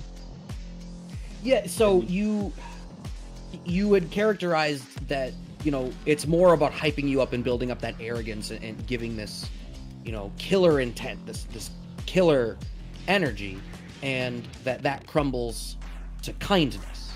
And I was wondering if you could go a little bit deeper on that. I'm curious how you mean, at least in the context of fighting games. Well, when you play against someone and you just show them kindness, if they have that arrogance or they have that, drive to destroy you as a player, not win, but destroy you as a player, when they have that, you can make them doubt themselves. and that doubt it echoes pretty loud in a fight. Every time you get hit or every time they get a match, it's like, hey, they might be right. And like I've said, I've seen this happen probably 3 times. I want to say 2 times for sure, 3 times because I probably forgot the third. I have a feeling it's happened a 3rd time, but 2 times I can remember off of the top of my head, and I'd rather that remain anonymous because I don't want to disrespect anyone. That's fine. But that's so you do mean it like over the board, not in the game. You mean it like just the way that you interact with the person sitting next to you. Yep. That's interesting. And it's funny, right? Because I think so much of what I think people value a lot of the roots of the fighting game community and like back to the arcade culture is that the spirit of competition, I think people talk about it. I wasn't there obviously, but people talk about it as though it was, you know, it was that kind of harsh environment. It was aggressively competitive. And as the community is evolving over time, there's things that don't make sense as we modernize, and separating competition from hostility is, I think, a difficult exercise for some people. Well, what I mean by like destroy as a player, I'm thinking like they'll give you advice that will literally make you lose if you take it. Oh, okay. So you mean like even just operating out of bad faith even? Okay. Oh, so okay. So that's even more messed up. I now get why you would make them anonymous, because it's one thing to just be like, yeah, they hyped me up and you know, made me feel like a kill beast. It's another thing to just be playing against someone who's going to straight up lie and misdirect you in order to try to get a win. Right. It's pretty common. And some people, they don't even realize that they're doing it. I don't know that I've ever experienced that. Like, that's maybe it's an artifact of like local community stuff, but I don't know that I've ever had anybody straight up lie to me.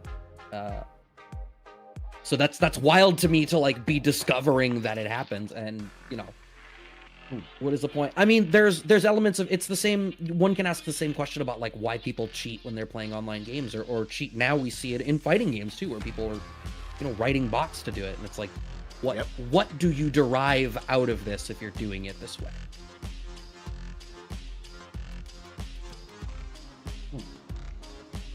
And there's not an answer to that question, right? Because no one in the call right now is doing it. None of us can speak for the people that are trying to take shortcuts or use ill-gotten means to get to the end of a journey without any of the context that made it meaningful.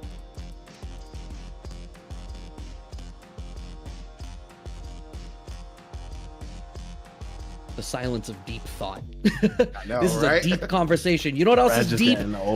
Deep.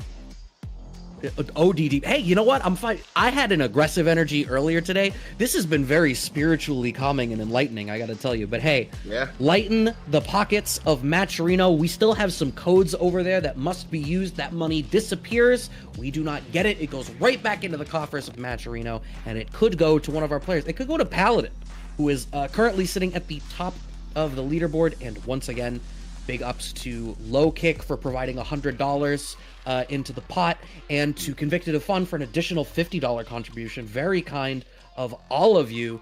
We love the fact that people come out and support these events, but more importantly, that they support the Matcherino and support the players. Yeah, took the words right out of our mouth. Yeah, man, 30 more codes. We can Speaking get those of Low Kick. It's time to talk about Low Kick. You're queuing it up. Is he asleep at the wheel? There it is. that one requires a couple more button presses to pull up than the Matcherino. I see. Well, anyway, yes, Low Kick sponsored us on behalf of promoting their event, Mid-Best Roundhouse Tag, April 12th through 14th, 2v2 and 3v3 tournaments, Street Fighter 6 and Tekken 8 tournaments, as well as you see on the screen there, exhibitions.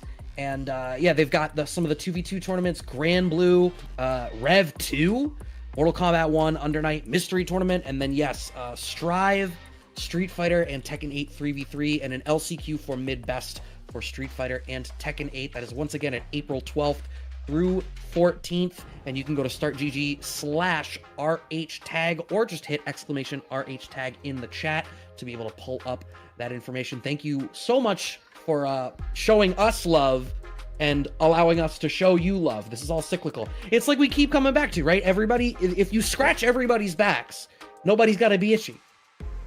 That's a weird way for me to phrase that metaphor. I don't like how No, it works. No, it works. It's fine. It's fine. There's something about it I don't like. I don't know why. But did not work, and I would rather you never say that again. Just use the hand washing one. Yeah. That would be the better one. Yeah. Why are you washing my hands, Bunch? Is the better question. Because I'm a hand, so I can wash your hand while you wash mine, and then we'll both wash the face. So the reason I did the scratch metaphor is clearly because Doctor can't handle a second degree of obfuscation.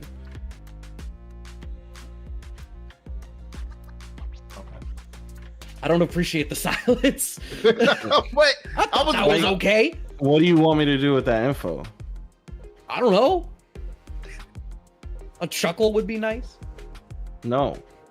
Wow, No, some not even a pity real laugh? Jeb Thanks. Bush energy coming from Brad. Please laugh. Yeah. Please clap. That was Wait, don't put that on me. Banger, guys. Don't put that on me. He'll be here all week, sadly. I definitely won't. Damn. You got a couple weeks before you're gone.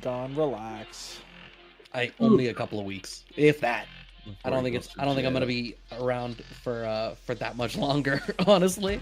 Brad's going to jail. That's for a good reason, though, man. You good. You can't just say Doctor he's said going Jeb to Bush jail. Oh, whoa. You can't just say these things. Going to jail is ridiculous. Oh man, he's a Brad's criminal. going to jail. He's a criminal. I'm going to jail. That's He's crazy. a criminal. Going to jail was enough. He's a criminal is kind of crazy. Anyway, we still have Paladin with us, hanging out for the rest of this latter portion that is going to end in the next give or take 10 minutes. Paladin, is there a player that you really want to get to play in a tournament setting that you haven't had the chance to? Not really. I fight everyone. It's like I don't target one player, because if you target one player, you're gonna be able to beat them, but you gotta worry about every single other person. Mm-hmm. So you kind of have to set your notes a bit widespread over these consistent top 8 players. That resentment will allow you to do very good again, but it's not gonna let you win. If you, let's say you go through that entire tournament and you're lucky enough to fight them in grand finals, then you can win. But let's say that it's not grand finals or you don't run into them, then you're highly likely to lose because your notes are leaned towards them. Note taking is super important, by the way. That was going to be my next question, actually, was whether you were the type of player who takes notes. Is that how did you land on that habit? Was that something you did when you started playing? I landed on that on this habit like yesterday. I made it more of a big deal to study players, and really it's just like I'm frustrated that I'm losing, and I know I could have won if I knew these weaknesses earlier. So if you really want to know what you're doing going into a fight, study the opponent and you'll know what weaknesses to expose. When you're doing that research and you're trying to take these notes, what sort of things are you writing down for yourself? What sort of things are you looking for? You gotta set, what is my defense going to be like versus this player? What is my offense going to be like versus this player? What is the neutral going to look like? Okay, so a lot of it is just being able to give yourself a degree of understanding of what you're getting into. Mm-hmm. Okay, you know what? That sounds really good, because I think, as everyone has had that experience of like you're playing on ladder, or you're in a tournament, or you're playing ranked or what have you, and you play somebody that you're not familiar with, and there's that you almost have to go through that getting to know each other stage of playing the game. Hold on. Time out. First of all, go ahead. Shout outs to Mr. Mustafli dropping in the 20 bomb, and then Yost, you're a college student. Need I remind you with the $30, Jeez. bringing us to $200, flat out. Big appreciation to everybody. This is crazy. Paladin's gonna be able to buy so much seasoning for his grilled cheese. It wasn't a grilled cheese. It was just a sandwich. It was a regular sandwich. Paladin's For gonna be his able to uncooked buy. sandwich, so much seasoning. Yeah, you said it was maple ham. You can finally buy the Golden Bible. The Golden Bible. I Mhm. had the Minecraft Bible. Oh shit, my fault. The Minecraft Bible? My headset came unplugged and I came back to Minecraft Bible. I'm so lost. But not the one on Is that- Amazon. The one on Amazon, it's like it does not follow a lot of typical Christian beliefs. You got to get the Minecraft Bible from like an actual Christian store, and they'll sell the right one. That's a pro tip. Bro, is this like a real thing? Minecraft It's like the- Bible? Is this like the different types of Monopoly? A little bit. That's kind of crazy. I'm here for it. In the Minecraft Bible, what- is it just like illustrating with Minecraft and then like telling Bible stories, or is this like they have retooled it through the lens of Minecraft? Like, how many creative liberties are they taking here? They just make Minecraft artwork. Okay, it's artwork. All right. So wait, is it Minecraft Jesus getting crucified? I think so. Yeah. Wow. That is a visual in my head. I'm probably not gonna get out for the next like 15 minutes. Do all the characters have like skins, or is it like nondescript like NPCs, like villagers? Some villagers, I think. Bro. My memory's a bit blurry, but most of them had their own unique stuff. What world is this? That's crazy. Minecraft Bible. I was ready for that to be like a joke, or for it to be like. This kid's trolling me. This kid's clearly trolling me, bro. Google it. No, I did. I don't want to. I googled it on the side and found several of them. I'm scared to, bro. What in the heck? Did you just Google it? Yes. The unofficial Minecraft Bible. Bible. Like that is insane. It's a They children's have guide like to the Old and New like a Testament. Minecraft David wearing the leather armor. Oh my god. Nah, I'm good on all this. Minecraft Moses. Minecraft Moses splitting the sea. I'm learning that Brad actually has a lot more Minecraft knowledge than I would have given him credit for. Because I said leather armor. Isn't Yes. it also like the most popular game, like period? Jacob, I'm gonna start. By the way. Oh, word. Oh damn, yeah, we have what is it, like a minute left? We have a minute, but we have a very consistent player trying to speed run into the top 8 right now. I see. Oh, Who is it? it's your Floridian brethren, Knuckledew. He is currently at a offline local. Wait, and really? Yeah, and he's playing on a setup, trying to qualify for this top 8, while simultaneously at his local. That's goated. So, That's crazy. Now, is this chair streaming right now? Chair is streaming, yeah. seems like I'm in top 8 standings. Stay the same. On my screen, he is in top 8. He's in top 8, but there's a lot of matches going on right now, and that's not what you want to rely on. Yeah. When you're trying to any percent into the top 8, I don't recommend chilling on 4-1. Right now, he's looking at a 5-1, and there's some killers that could just snipe. He is 5-1. He is 5-1. Complex 90 could snipe. Enzo, Uriel, West Dance, all of them are like poised to snipe that right now. Yeah. I think even there was another one. Umano.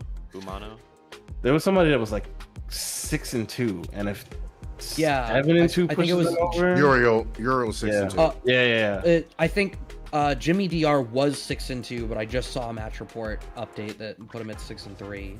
Right. So this This top 8's looking deadly. This shit is stacked, my boy.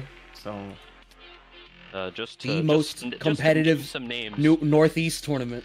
Just to name some names, other than Paladin and NuckleDu, we have JB, Noah the Prodigy, Dual Kevin. We got Kite, Desnir, Jazdero. Look like we got mad talent coming out of the woodworks for this top 8. This is looking like some regionals, like for real. Like this is crazy. Ton of these players were at Capcom Cup. A couple of these players were in the group stages and the top 16 at Capcom Cup.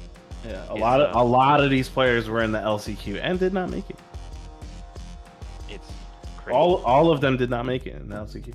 It goes to show the level of talent. Yeah, that is at this local. Oh wow, NuckleDu got kicked out. Oh damn. Really? I'm surprised. Uriel Valorio. Did he go 7-2? Yeah. Oh man. He jumped. He just made it. He literally just yoinked that from NuckleDu. If he had one more, like if he went 6-0 or 6-1, he would have been fine. He would have cinched it, but then there would have been a 3-way tie between himself, Desnir, Jazdero. Yeah, I mean 6-0 would have got him in. That 1L. That was a hell of a run. Watching him just like cook people. He was literally just cooking. Oh, he said the local is bi-weekly, so he's gonna run this back in 2 weeks and try to make it happen. So I'm here for it. I'm customer support at all walks. So but yeah, Paladin stood on business, got 8-0. Can't really dispute that top seed right there. How do you feel right now, Paladin? Like I really hope to God that he can allow me to win, because although I may have the capability, I need my composure to be sustained. You seem so poised, but yeah, you're I guess you're saying that you're allowing your faith to kind of take the wheel on that. Yep. Okay. Yeah, no, that's one way of looking at it, you know, like whether you believe in you know, in a higher power or not, you know, like just having that type of like, and I no disrespect, but having that type, sometimes blind faith kind of just like takes the nerve off, and you're just like, all right, I can do anything because, you know, God's got this, like whatever, like you know, I did the hard work, you know, now it's just time to show up, and you know, God's got the rest. So that's low-key a power up, you know. So it's partially blind, well enough for me to understand what I'm putting myself in. Whatever gets you there, right?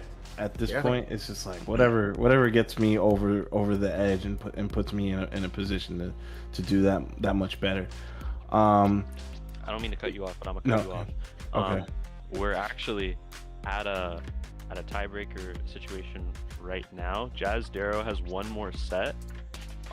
If he wins, he makes it over Desnir. If he loses, Desnir makes it, because they're both sitting at a 6-1 right now. Because Enzo the Hokage came out of nowhere. He's at 10-4. Okay. And he now created that little tie. We're like, we both get 7. We'll both make it. It's all good. Now it's like, oh, this match matters for Jazdero. Okay. This is big. Yeah. Okay. And that's happening right now, or do we have to play a tiebreaker? That's happening right now. So we will know our top 8. Okay. So we're still sitting on a little bit of a wait. If you're here waiting for top 8, ladies and gentlemen, please give us a little bit more time. A lot of important matches are playing off stream. In the meantime, let's all make sure that we're washing our hands, hydrating ourselves, and relieving ourselves from any bad doing. So we'll be right back. What are we doing? Like 3 minutes or 90 seconds? Let's do 3 minutes. Just give it, extra time to grab water and. Okay. Somebody already hit the 90. I don't know if that was me or you. That was It not. was I. not. But It was not I either. we will send it to a different screen and the. Use the viewers- Matrinos. Yeah, that. Please.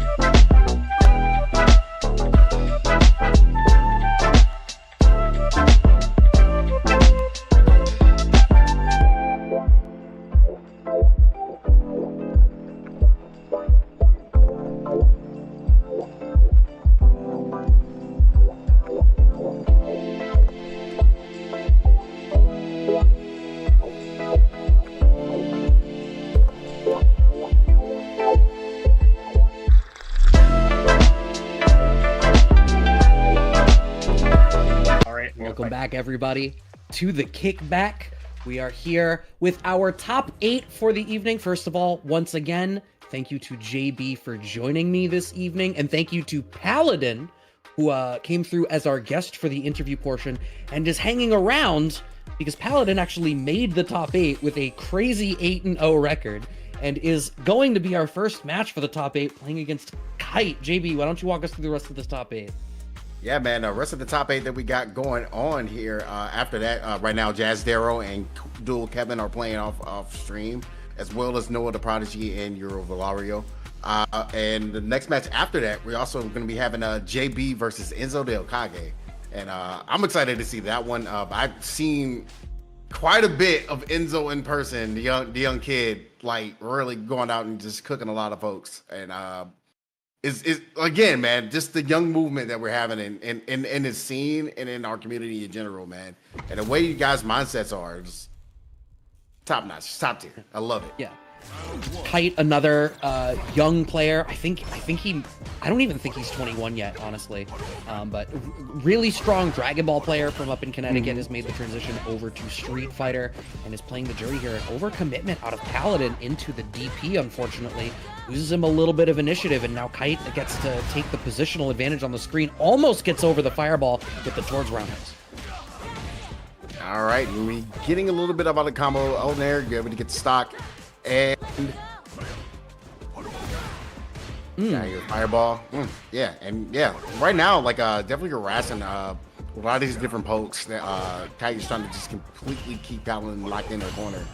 Should have been the DP. I think he was afraid to get there, but that is an errant level 1.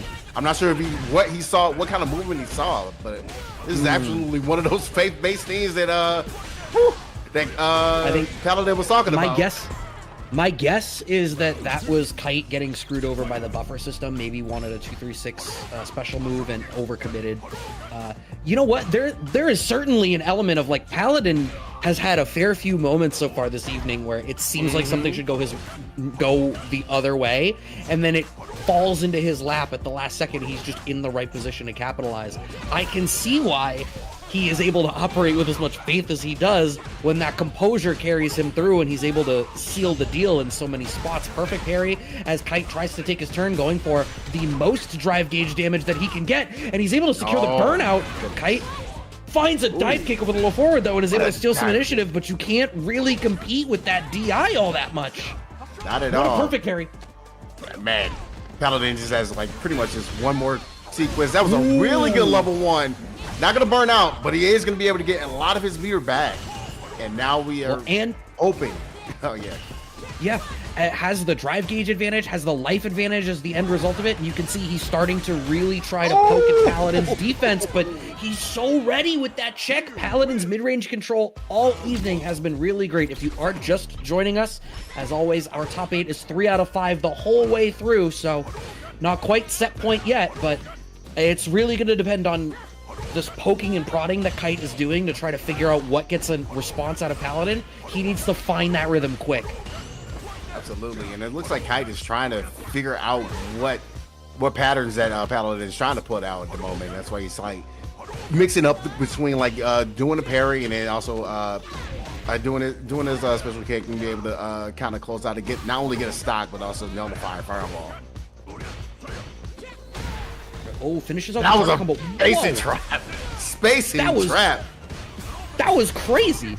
And once again, Paladin has these brilliant sequences to put you into burnout, and the buff on that Hoshogeki makes it even stronger as a pressure tool once you're in burnout. Paladin absolutely loving the benefits of this right now. Kite's the one who folds on defense and gets shimmied.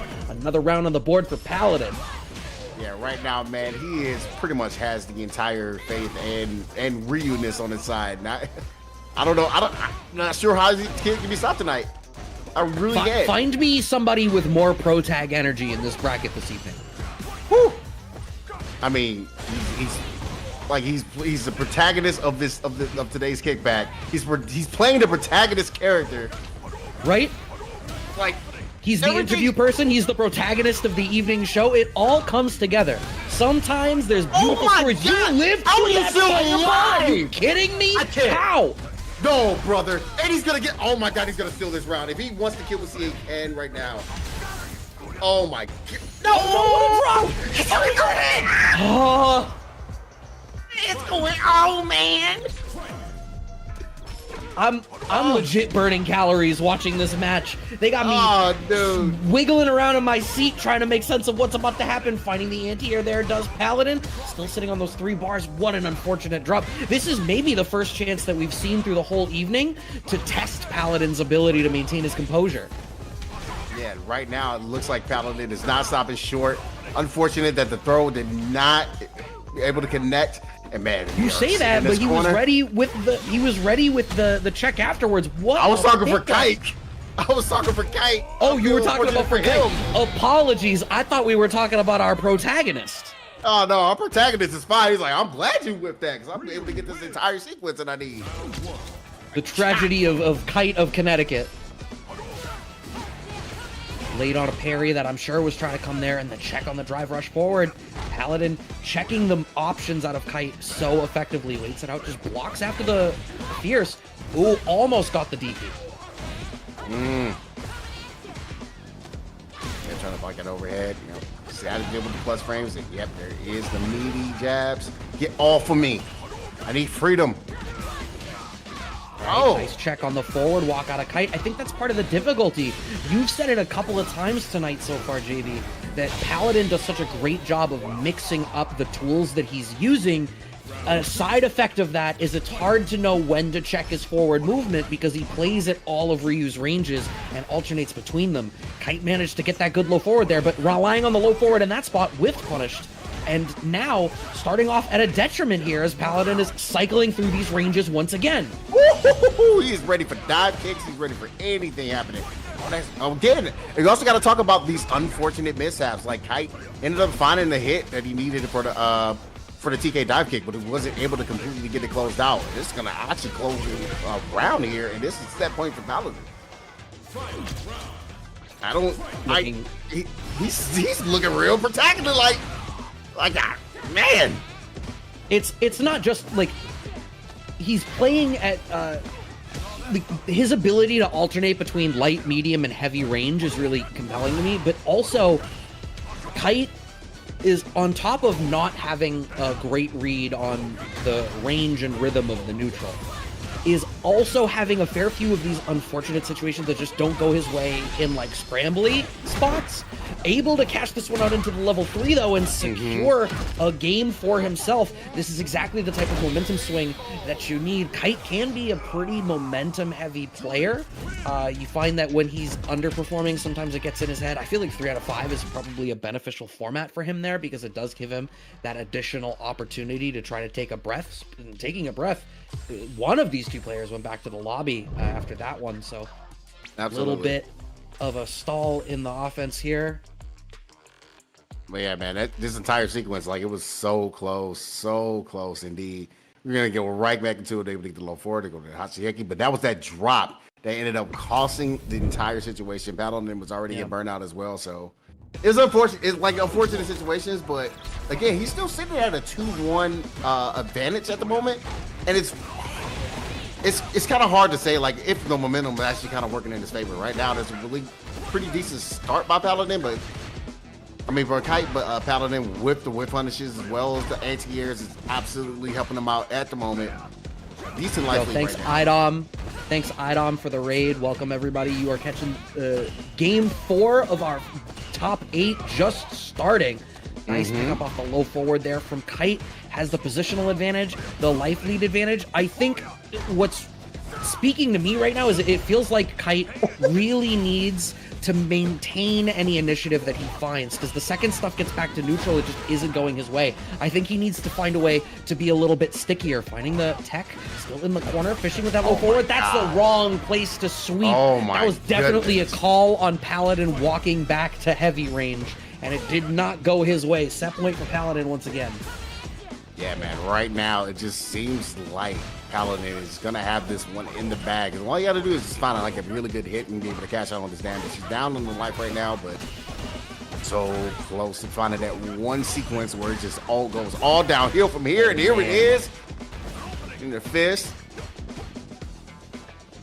gonna wait it out. And all of these stand shorts, you know, there's buffers behind it. Oh my god, that could have been massive. But we're in a one-touch spot here. Oh, great presence of mind from Kite to watch for the green flash to be able to check the drive rush forward. This level 3 is gonna put Paladin into burnout. Give Kite the advantage that he needs, but you need to decide how you press the issue. Yep, you have to go in with a fireball. Otherwise, like that level 3 is coming out willing and ready if you try anything stupid. Oh, you're dead now. You now. put yourself in a burnout. And you have no meter.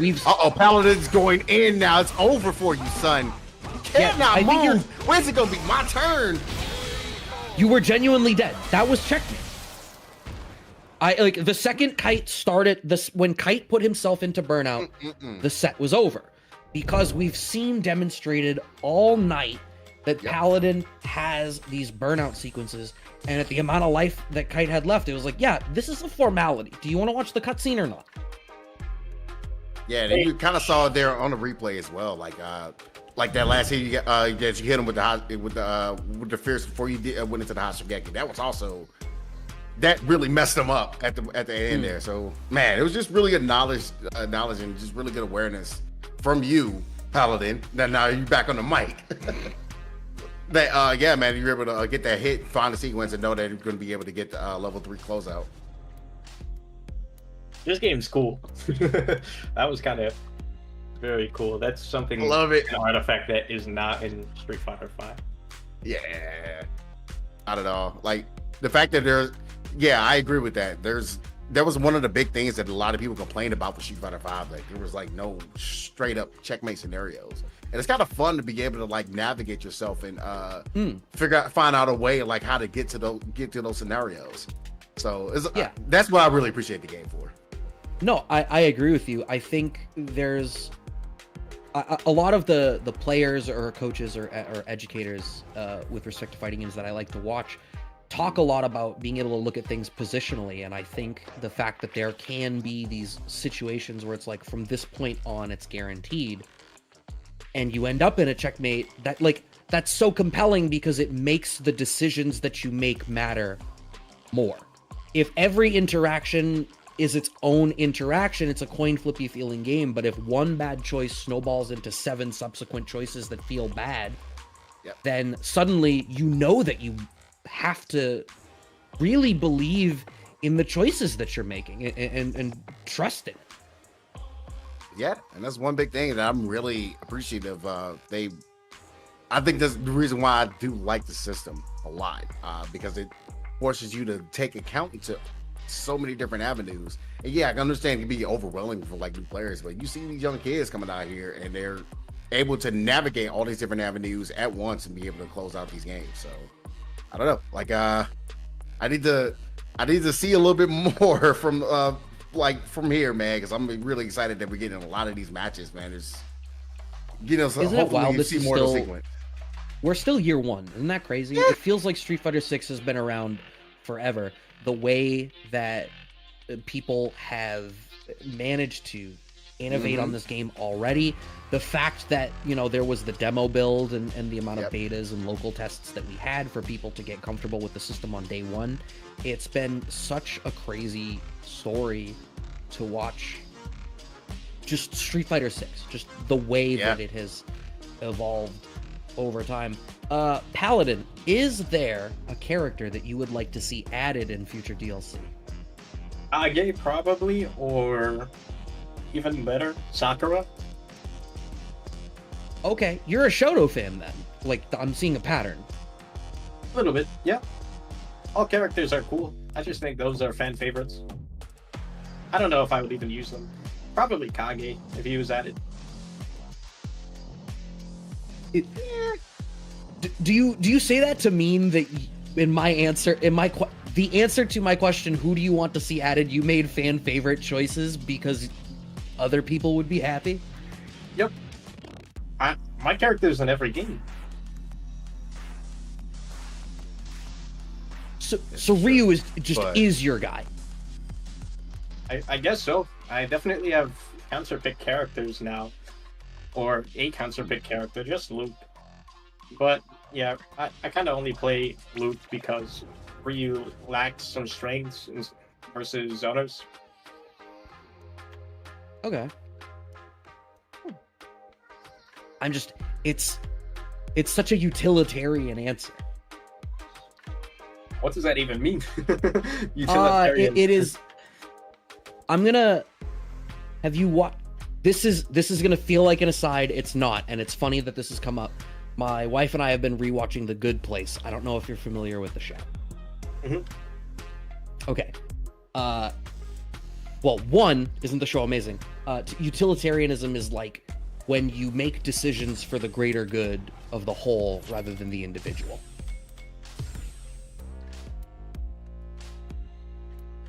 I think by helping that's yourself, how I understand. you can help other people. But so that's sort of the argument of utilitarianism. It's Right. like when everyone is better, I am better because everyone is better. And I agree with you. I think they call it the golden rule for a reason, right? Everything would go better. We are jumping in to the next of our top 8 matches. Hey, you get some extra winner side action. Enzo the Hokage versus JB playing on stream. See, normally we don't get all of the winners' quarters on stream. Yeah, but yeah, man, we are absolutely seeing this cook and Enzo. Like I said, this kid is so strong. This shit was just disgusting. And the bait, being able to close this out. Like, again, Enzo's only 13. Like, it still trips me out to this day. Like, I actually finally got a chance to see him play, like, in person. And it still just trips me out how solid this kid is. JB issue in the corner behind that level 2 right now is JB. The empty low connects. Mm-hmm. Uh-oh. Oh, man, that Fierce could have been a lot more, honestly. You're at least going to be able to get out the corner, but you're able to get that light short combo here if you go through. But, man, JB is not afraid to spin in the meter. After slide into the DMs. Perfect parry. Should be able to close out the round here. Yep. Round on the board. What a game one. There's something really interesting about, I feel like there's characters in this game that are level 2 characters, right? And the strength that they have off of their level 2s is so high. And the way that plays into the economics of meter management is so fascinating. And so the Hokage, I feel like, has been stuck on 3 bars for a little bit, waiting for the right opportunity to cash out the level 3. You lose out a little bit over time if you're not able to find those opportunities. Yeah, and I think that's something that you can see the kind of the growth of the player that Enzo's been doing. He's trying to figure out those situations of knowing when to go ahead and completely let everything go, spending the entire wad of cash that you have in your pocket. So hopefully be able to find his next hit, because honestly, it's just one hit goes into death regardless. He just needs to find the right one. But JB does have the level 2 stocked up as well as the level 3 if he wants to go for the kill, which he can. But he's going to go ahead and go for the lockdown situation, try to see if he can get a nice mix. Just throw. If I'm Enzo, I'm just holding down back. Oh, absolutely. A second throw, but JB has the life lead off of this, and with just above 30 seconds left on the clock, this is a scary spot to be in, but accidentally corners himself. Crouch jab works out for JB for the first game, and what I really love about that sequence, I was a little bit surprised when he didn't go into level 2 off of the first grab, but when he went into it off of the second one, it was because he was at the right spacing to be able to get 2 mix-ups out of 1 level 2. Because he got the first one, and then the tornado caught back up to them in the corner. So really optimizing his bar even more if we're talking about the economics of the meter management. Now having the corner position here, working out economically on all directions here for JB. Oh, what a backdash, getting away from the mix-up. So yeah, this is still has a lot of life to try to catch up for, but that is going to be a really good start with that OD fireball, going into the drive rush, getting the closeout, and locking it in. Oh, give me that DP. Get the lows. Enzo's been so good at just making sure you catch you with meaty low shorts. It's really closing it out. Enzo, man, he does need this next round, man. He has to be able to tie this up. I always say this, you never want to end up in a 2-0 scenario. No, certainly not, especially not against a player like JB. Also, by the way, yeah, I saw those bars. Nice one.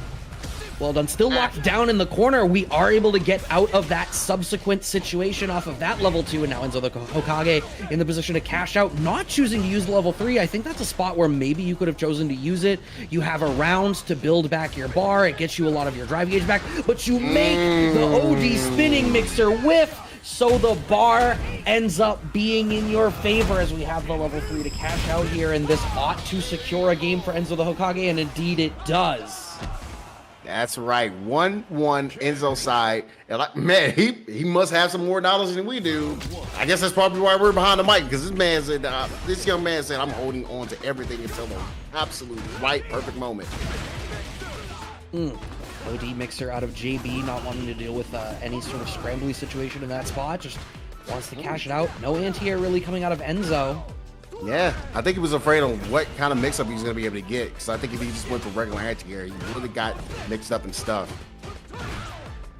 Uh-oh. So Jim right there connected, but nothing else followed after that. But you know what? Enzo's fine with this little bit of a life lead. Just minds playing the footsie game.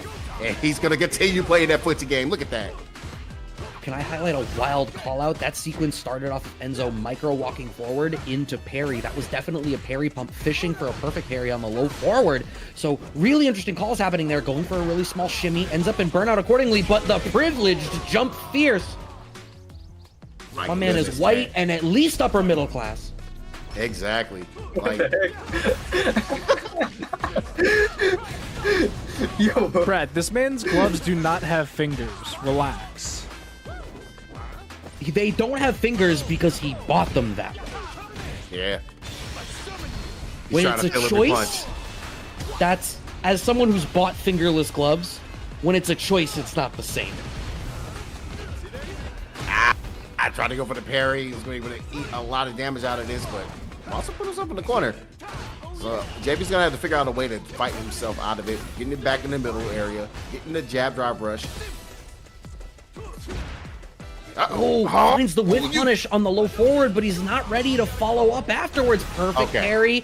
That will be enough for JB. That time, though, had to play the high reward option, did Enzo, and JB was ready for it. Love that low forward start. Be able to get that nice combo to get into the corner. All right. Just using a jab and just made him step back and kiss himself when he gets himself a 3. Look at the damage on this. My God, this is pretty much one sequence left. It is, depending on what we get out of it, but I mean, JB now in CA range with a level 2 here. I think more importantly, you are definitely in a spot where you could build up a second level 2 depending on the sequence, but not if you get clipped with a standing fierce. Oh, let's go of the parry too soon. There was a parry pump, but he didn't wait for DI. Not at all. He's going to have to hold that crush to get the next start. And once again, playing footsies, man. Stand roundhouse and just getting JB locked in. I think Enzo's kind of smelling blood in the water right now. Blood on the dance floor. Michael Jackson. Oh, my God. Slight walk forward into fierce. Oh, no! Again, but, empty jump out. Oh, my God. Layers. Yep, and he definitely should be dead here. He spins a level 1. And Enzo is on set point against JB. Yeah, this is would we call this an upset? I don't know that I would call it an upset. I don't think I'll call this an upset anymore. They're both immaculate players. Enzo has completely made a young name of himself, man. The kid is like already starting off really strong. Like, might be goated. Might be. Hey, could be on the way. It's too soon to call, but could be there. We still have to crown the kings of the next generation. Pressure in the corner. We get one more mix, right? Yeah, he kind of had to hold that, but because like that meter was going down, there was no way he was going to reversal. He was going to have to eat every single piece of that damage. It's shimmy, nice step back by JB. Going into this game, we got the final round here. Still set point on Enzo's side. That low forward. Brain kill in the corner, finds the throw to start the pressure. Throw out the tornado. Enzo has been favoring backdash on wake up a lot, so I appreciate that JB is showing an answer to that. Oh, right into the shimmy again. You're dead, yeah? Oh, okay. Yep, Oh, we are definitely dead. If we Return the the slap on OD perfect. reversal. Yes, we did. We baited all that sequence, baby. That was so much control. Perfect parry on the step kick as well. JB gets the initiative. Baits out a little bit of drive gauge from Enzo and still gets the empowered special move out of the tornado left behind. Man, you see JB is actually just going in and getting these shimmies. There we go. That was the one thing that I was missing from the last couple of losses that Enzo had in the set. He wasn't utilizing that backdash off those throws yet. He's gotta just believe in the backdash a little bit more on his end game. That's what he does. We punish. Oh my God, Enzo is playing cracked right now. The fact that he was able to set up the spacing trap off the whiffed low strong instead of a low forward and get the counter poke. JB is not gonna have enough damage. Goes for a mix-up. Level 2 comes out. Enzo can't really afford to block for very long or he'll risk ending up in burnout. Parry pump puts himself into burnout. This is real scary, and that is checkmate, right? Yes, without question. He is definitely dead. Still got another round, though, that JB needs to get. So if Enzo can stave this off, knowing that he has 2 bars in his pocket, I think he'll be okay. Just need to find a right starter. If he gets the right starter, he's going right in, sitting to the corner. Just like we said now. Yeah, I mean, Ken will take you to the corner. Now, if I'm Enzo, I want to find the first opportunity I can to use my level 3 just to maximize the chance that I can get more super gauge back.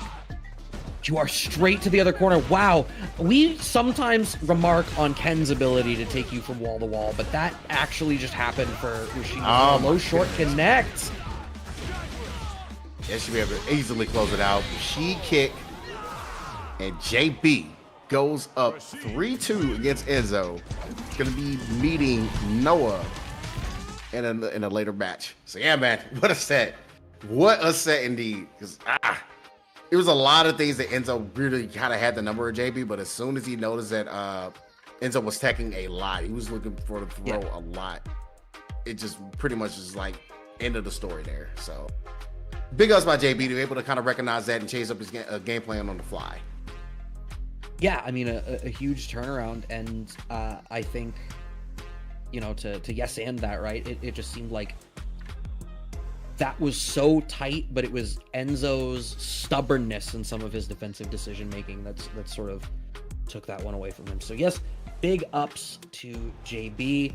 Before we see JB versus Noah, though, I have to imagine that we're gonna throw it over to Dual Kevin and Paladin. Paladin, what do you think about before you sit down and play against Dual Kevin? I think he is one of the most stoic players that I've ever met, and I'm very excited to fight him. Oh, okay. Most stoic. I like the way that you're characterizing things. There's a degree of, I don't know that I want to say emotional. It's somewhere between emotional intelligence and empathy in the way that you're able to, you frame a lot of things from the way you perceive other people's emotions. I think that's a very fascinating way to look at the world. I appreciate to hear it. Awesome. I'm going to lock in and start right now. Yeah, please do. Best of luck. Break a leg. Paladin versus Dual Kevin. JB, what are your expectations going into this match? Yeah, see Dual Kevin using a lot of Rashid lately, so I definitely know that he doesn't want to completely go through it. I really think he is a dual threat at this point still in the game, but I know he's going to stick it out with Rashid.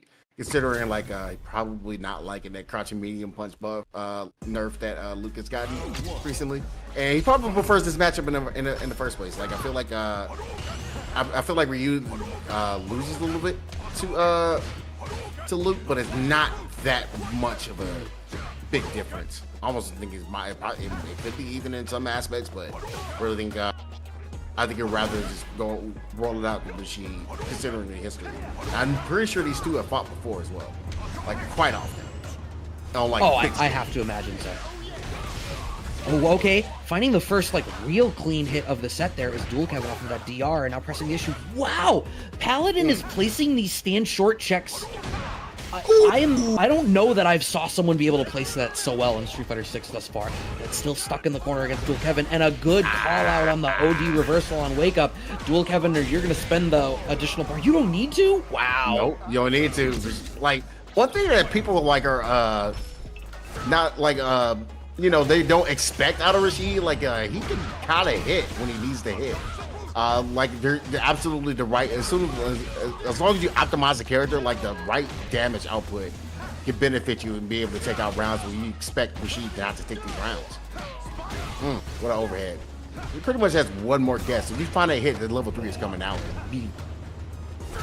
Absolutely, but I mean, he's Paladin is spacing the donkey kicks really well, fishing with that standing fierce. But again, there's this three-dimensional element to the way that Paladin plays in the mid-range. Blocks a little bit farther forward for the standing fierce that time, and is able to even out the life, having the level 3 in the back. A second throw. Do I see 3? No, goes meaty pressure that time into 3. A fourth throw. Paladin secures the round without spending a bar. We are all tied up going into the end of first game.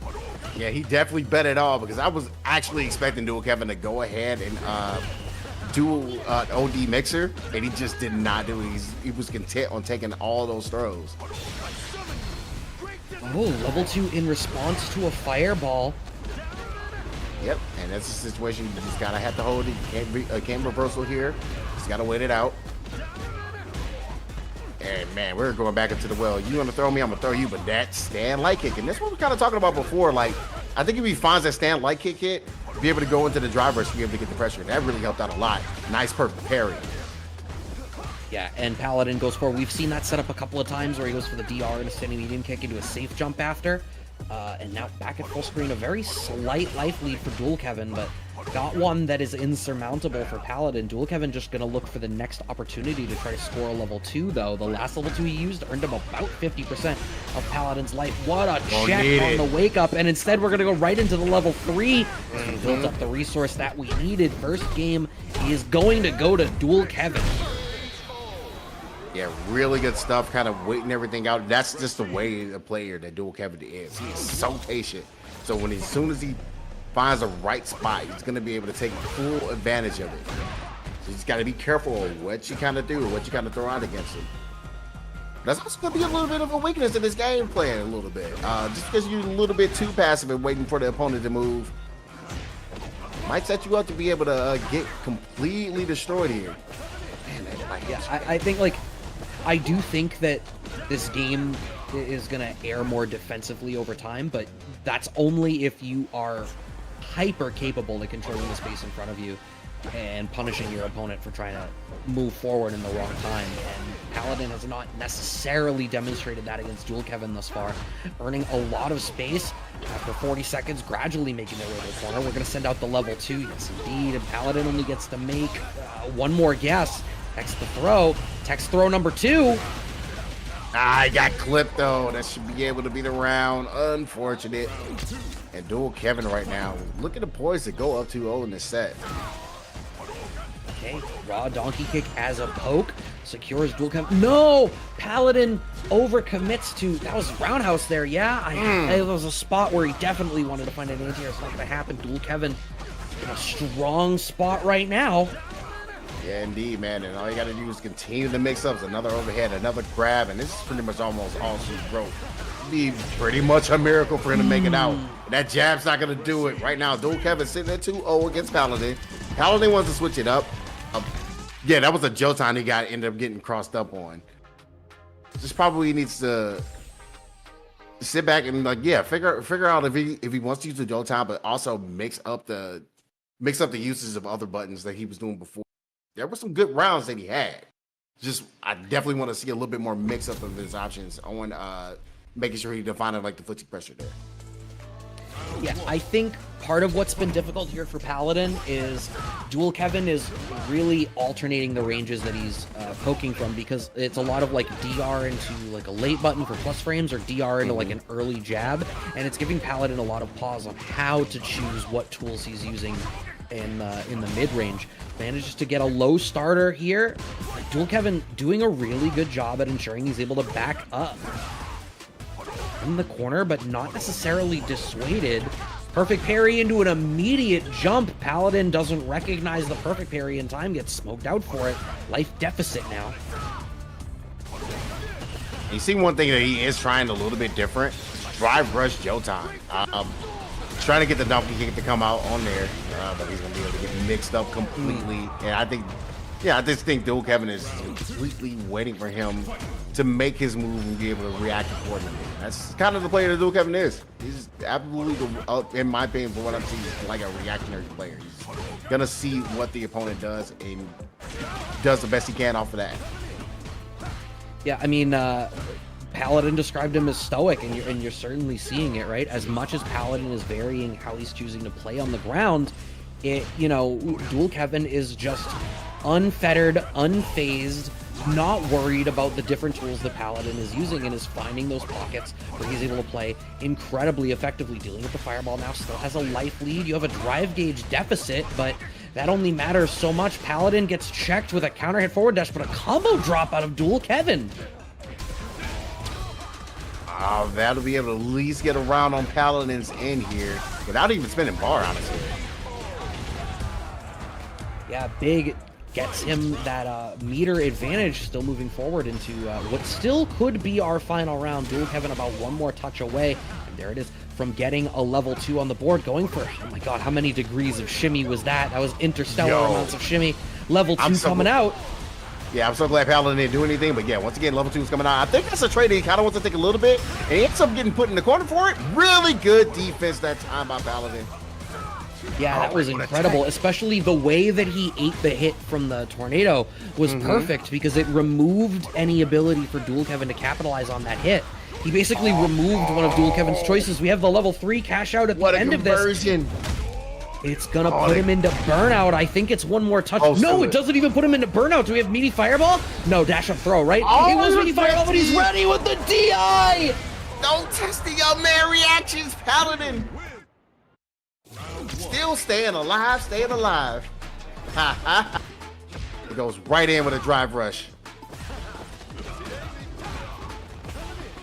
Stepping back. And once again, he's been really good at just waking up buttons, knowing what that Dual Kevin is trying to go for a certain check. So yeah, this is really good with these drive rush checks here that he's pulling off. Dual Kevin still has this positional advantage now for this round. Went for the low that time. I mean, Paladin has kind of demonstrated that he's willing to take the throw a bunch of times. Oh, what a jump out! What a jump out indeed. Perfect parry out of Dual Kevin, though, right into the back throw. Earns him that positional advantage he so hugely needs. Gets out to level 2. How many guesses are we going to be able to force this to? Drive reversal. And because Paladin blocked those first couple of hits, that walk forward actually earned him the breathing room he needed. What a check on the drive rush, but a combo drop into the throw. Needs one more touch. That was supposed to beat a low forward. It's not going to happen. Dual Kevin needs to find a way to try to inch forward if he can. The DI comes out in the wrong space. Paladin with the jump back clinches the round. Man, Paladin right now is making all of the right decisions. The momentum is switching. Give me the ODP. Yeah, you know me. Get off of me.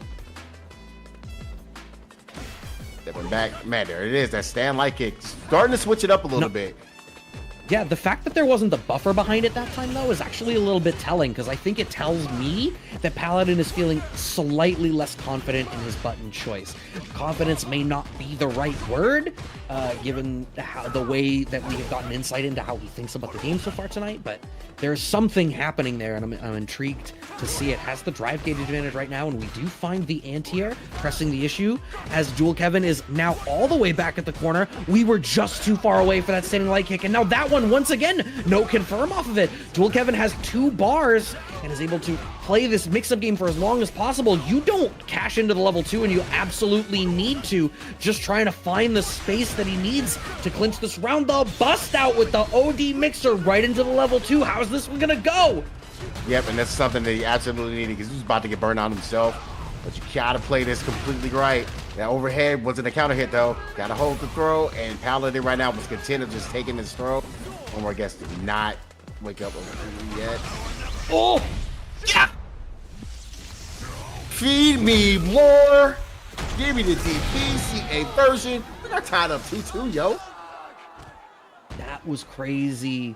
Catching out Dual Kevin on a shimmy. Man, Low forward. really, What a hard call out. for real, dude. You took the first right out of my mouth there, man. Yeah, man. You see the momentum change here, man. It's something that Dual Kevin, he's really good at navigating it, but man, he's really gonna have to put on here. Right now, he got the power of God and on the side. You gotta be careful here. Just calling out the shimmies. That was a rare situation where H-Mixer actually functions as an anti-air. We get the kill here for Dual Kevin, just shy of 2 bars going into what is set point for him. So there's a whole lot of momentum available for Dual Kevin to cash into to try to make this happen. Nice pickup, and there's the level 2. Has corner position off of this. Should get 2 mix-ups out of this. Oh, what a back What a throw! back throw! He got out of the tornado! Bruh, why did that push him back so far? Another H-Mixer anti-air actually functions, but the shimmy! Paladin gets the better of it! Fireball off of the standing fierce doesn't connect because of the flip tech! Dual Kevin finds a back throw. There's not a whole lot here, but one more touch can do it for Dual Kevin. What's gonna happen? Paladin slowing the game down, has level 2 in the back himself, but this is at best a 2-touch situation for Paladin. And Dual Kevin recognizes that he's in a position where he can slow this game down and try to force Paladin to make a choice. I think you spent too much there. Your drive gauge is on the back swing right now. Paladin has that advantage, and that can start to snowball. Oh man, perfect he's gonna have the perfect parry so many times here. Oh, that was a hit that he kind of needed off that fireball. All right, he's gonna make some. Oh, he baited this time. He baited him this time. And Dual Kevin is gonna take the set 3-2. Got to go back to the sequence real quick in the replay. Man, I really wish we had a pause button here, man, so we can like pause the replay real quick. It's so good because he saw he got hit before that sequence on the drive reversal, and he's like, "Yep, I'm gonna go ahead and hold back, close this out, finish it up." Really good stuff by Dual Kevin there. So what I can't make sense of just from watching the playback there, and I would love to watch the replay, I don't know whether Dual Kevin had been doing that sequence and tried to keep pressing the issue and was getting hit by the drive reversal as like a counter hit on startup, or did Dual Kevin recognize? What was that? Oh, you got red. All right, that's your call. I didn't know if Dual Kevin had done that setup specifically to bait drive reversal. It doesn't really matter. I'm gonna leave the call and try to win this. I think that All I right. can come back and make the losers final. Like go to losers final, grand final, and close it out. I'm ready. All right. Peace. Guys. Best of luck, Paladin. Peace. Thanks so much for hanging out tonight. Before we continue with the bracket, once again, big shout outs to Low Kick, who were kind enough to sponsor the Kickback this week, and they're here to promote the Roundhouse Tag Team Tournament, April 12th through 14th, I believe was the date.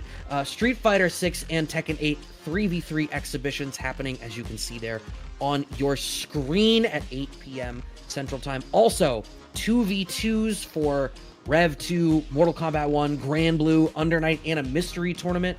3v3s running you for Street Fighter 6, Strive, and Tekken 8. And if you are trying to make it through that LCQ for mid-best, there will be opportunities for that for Street Fighter 6 and Tekken 8 as well. Big ups to the homies over at Low Kick for showing us love and allowing us to show you love. Can't wait to tune into these. You know, as I've said a couple of times tonight, you know we over here at the Casa love a team format. Absolutely. Yeah, I definitely can't wait to catch up with all the people over there. Real big shout out to Low Kick, not only sponsoring tonight, but they're going to be sponsoring Roundhouse Tag. Real excited to be there and see that action go down live. Man, if you're in the Chicago-ish Chicagoland area, make sure you guys like come out, or even just coming out regardless. If you're in the Midwest, come through. It's gonna be a good time. So with that, Dual Kevin secures the first spot in our winners finals, waiting on our next match, which should be JB and Noah the Prodigy. Updates from the losers bracket for all of you. Kite was able to take it 3-1 over Yazdero, so he is going to play against the loser of this next match. Paladin has to play against Uriel Valorio in order to move forward through the bracket. I am seeing in chat there's 15 codes left. Hey, if you have not already, just really quickly while we're loading in, throw it on over to the Matcherino, claim some of those codes. We've had a couple of people show out tonight and put some direct contributions. All of that money goes to our players, but the codes do disappear if you do not use them, much like the life bars of one of these characters before you know the Prodigy versus JB. And JB draws first blood in that first round off of a nice punish counter throw read on a perfect parry pump. Now Noah the Prodigy in the corner and gets shimmied. Yeah, man, he's trying to just grab anything that moves, and right now JB is moving back and forth on him. There you go, getting the back throw. You're able to get something kind of started here, but hopefully not too much, because, man, that burnout situation when JB puts you in is going to be able to close this out and lock it in. Yeah, it's real scary for sure. Oh, nice little poke there in that spot from Noah to be able to get the momentum first here. But, I mean, like we've talked about so many times, Noah is a player who is super willing to use their drive gauge, and we're seeing this so much already. Once for the shimmy, we're not going to get it. Crosscut doesn't work out. JB's able to get out of the corner, cashes out a fair bit of drive gauge to try to push the life he's able to get out of this, and he still ends up with a drive gauge advantage. Accordingly, that was the right call, but he didn't walk forward far enough. All right, he did this one sequence. It was a grab. Yep, and that was a really good step back. Oh, and the level 1 is not going to be able to hit. Should be able to be a full punish. You should be able to go to CA here. Close this out. Yes, indeed. First game will go to JB here. Yeah, JB just kind of ran away with that first round. And in the second round, as much initiative, momentum as Noah had, there's really two critical mistakes. It was that whiffed crosscut DP and, you know, making the wrong call immediately afterwards in that scramble situation, and just surrendering all of the momentum that you had to JB. I feel like both of these players and both of these characters can really make those really wild swings in the velocity of the match. Counter hit on both sides here, and Noah just shy of burnout, but that positional advantage is worth it. JB so close, and now has Noah in burnout. There it is. Yeah, man, he is so content of just making sure, like, as soon as he sees that bar so low, mix it up. He is going to make you pay, put you completely into Kansas, man. You're not allowed to leave. You got this man screaming ATM, ATM all night. Yeah, I feel like Noah might have to invest in some Technicolor if this is going to swing back his way, because JB is doing masterfully at capitalizing on the misutilization of that drive gauge out of Noah. Once out of the corner, JB's able to get it, but a combo drop. And I feel like Noah overcommits, puts himself in burnout. JB loses the punish counter combo there, but this makes this kind of weird for the both of them. JB at a life deficit, a drive gauge deficit. Noah needs to try to press this issue for as long as he can, secure this round as best as he's able, finds the throw and is able to do so. Man, that was a lot of lemony snicket happening in that match there, in that round. It's like, it's so unfortunate because JB had the right calls, it's just nothing was working out for him. Then level 3 is gonna connect though. You gotta always be watching out for Count Olaf, right? Came out of nowhere, bringing you down. You thought you were safe in Memphis, but you're not. No, you're not at all. For more fireball pressure, JB starting a lot of space. And then he called him out. Oh, it does. Oh my goodness, he called him out. Saw that Sandblast. Which is crazy, but that's the one thing about Sandblast. It has that slow startup, so he's like, okay, this is enough time. She really get it. And once again, in burnouts, you got to hold all of this pressure, and JB does not mind that. He's going to be able to build bar and then spin. I mean, you see how that sequence that he did there, man. It's close to one bar, but because he was able to spin it so much, spin the rest of it back by going ahead and getting the burnout chip, to be able to close out the round that easily. Right now, JB is sitting on a 2-0 against Noah. This has been strong. So much of it has been about that drive gauge management. It is, if there is a weakness in Noah to try to capitalize on, it is to get the most out of that burnout. I said it earlier in the evening, and I can say it again now. Has all of this initiative right now, but wow, JB, parry pump into DR forward into anti-air. That beat out the perfect parry after because there was still more from the tornado. Oh my God, JB, what layer are you playing on right now? But at least Noah got this round, because, man, you're looking a little suspect off of that one. Son! Please! Noah might have won the round, but he was not the protagonist. That was the tragedy of JB, I gotta tell you. Going for a shimmy, we find the anti-air once again. JB just seems to have such really firm control of the ground. Oh, man, that was a little dangerous. That was a really good time of that reversal, though. But he drive rush in. Like I said, there was that meter management coming into play, so he's going to be able to put himself burnout. And he still has the life deficit. Oh, man. So Noah is going to get to the third bar, and then Noah is maybe the Luke player that I think abuses the target combo into Flash Knuckle DI bait more than any other Luke player that I've seen. So here's my expectation for it. Yep, starting to really use those jabs as the check. Next level 3 touch could kill. I don't know that you're going to get another opportunity. No, JB does need to go for one more mix-up, but now JB in burnout. That makes this hella scary. Noah's able to close out the round. Yep. Telling this man to stay down there. Like, I put you in Memphis earlier, I'm going to make you stay down there now. So right now, Noah got himself a game. It's what we're kind of talking about. This is kind of happening with the Paladin match against Dual Kevin last time, where it seemed like it was just all she wrote, and then the momentum just started to swing a little bit. And we ended up getting a really hefty set out of it. Right now, JB is trying to just, quell the doubters. That back throw, though. Oh man, DR into early throw. The way the Hurtbox is interacted, it doesn't work out, and Noah actually gets a shimmy off of it. Now trying to continue to press the issue, just finds a throw after the tornado there. I kind of like that. Kind of keep him still locked into this corner using the ODP as well. Another crosscut DP. That's how that worked. That one worked.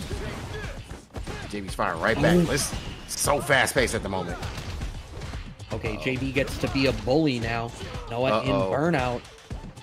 Goes for a shimmy, but Noah's really counter-poking with that crouching strong. What a whiff punish out of JB! Man, it's going to be consequences and repercussions. What's repercussions? Set point for JB. And once again, who knows how that interaction would have gone before the patch. That change to the Hurtbox and the recovery frames may have been everything. Going for these mix-ups, but what a bait from JB. Recognizes Noah has been favoring drive reversal to get around it and is able to bait it out again. Level 2 coming out as an answer through the DI, but JB still has plenty of life to play with, has a level 1 in the tank. I think this might be a kill on the next touch, depending on the starter. Yep, and now it certainly is. Why he is really getting spinning his bar. He's able to get it back, so there's no threat of chip. And what a hit off the jab. You're able to get that sequence. He's one more touch. Oh my God, jab there was crazy scary. I thought it was gonna be a throw. Drive reversal comes out from JB, who puts Noah back into burnout. Noah is gonna get a level 1 really shortly. The second he does so, it's gonna be scary. The anti-air doesn't connect. Oh my gosh. The one thing that you're kind of banking on, please, Rashid, don't let this anti-air work. It worked out. Noah's not. Oh man, Noah's like, bro, I got a reprieve. It's over now. Feel everything. I see everything. I see the Matrix. Didn't see it that time. Tough too.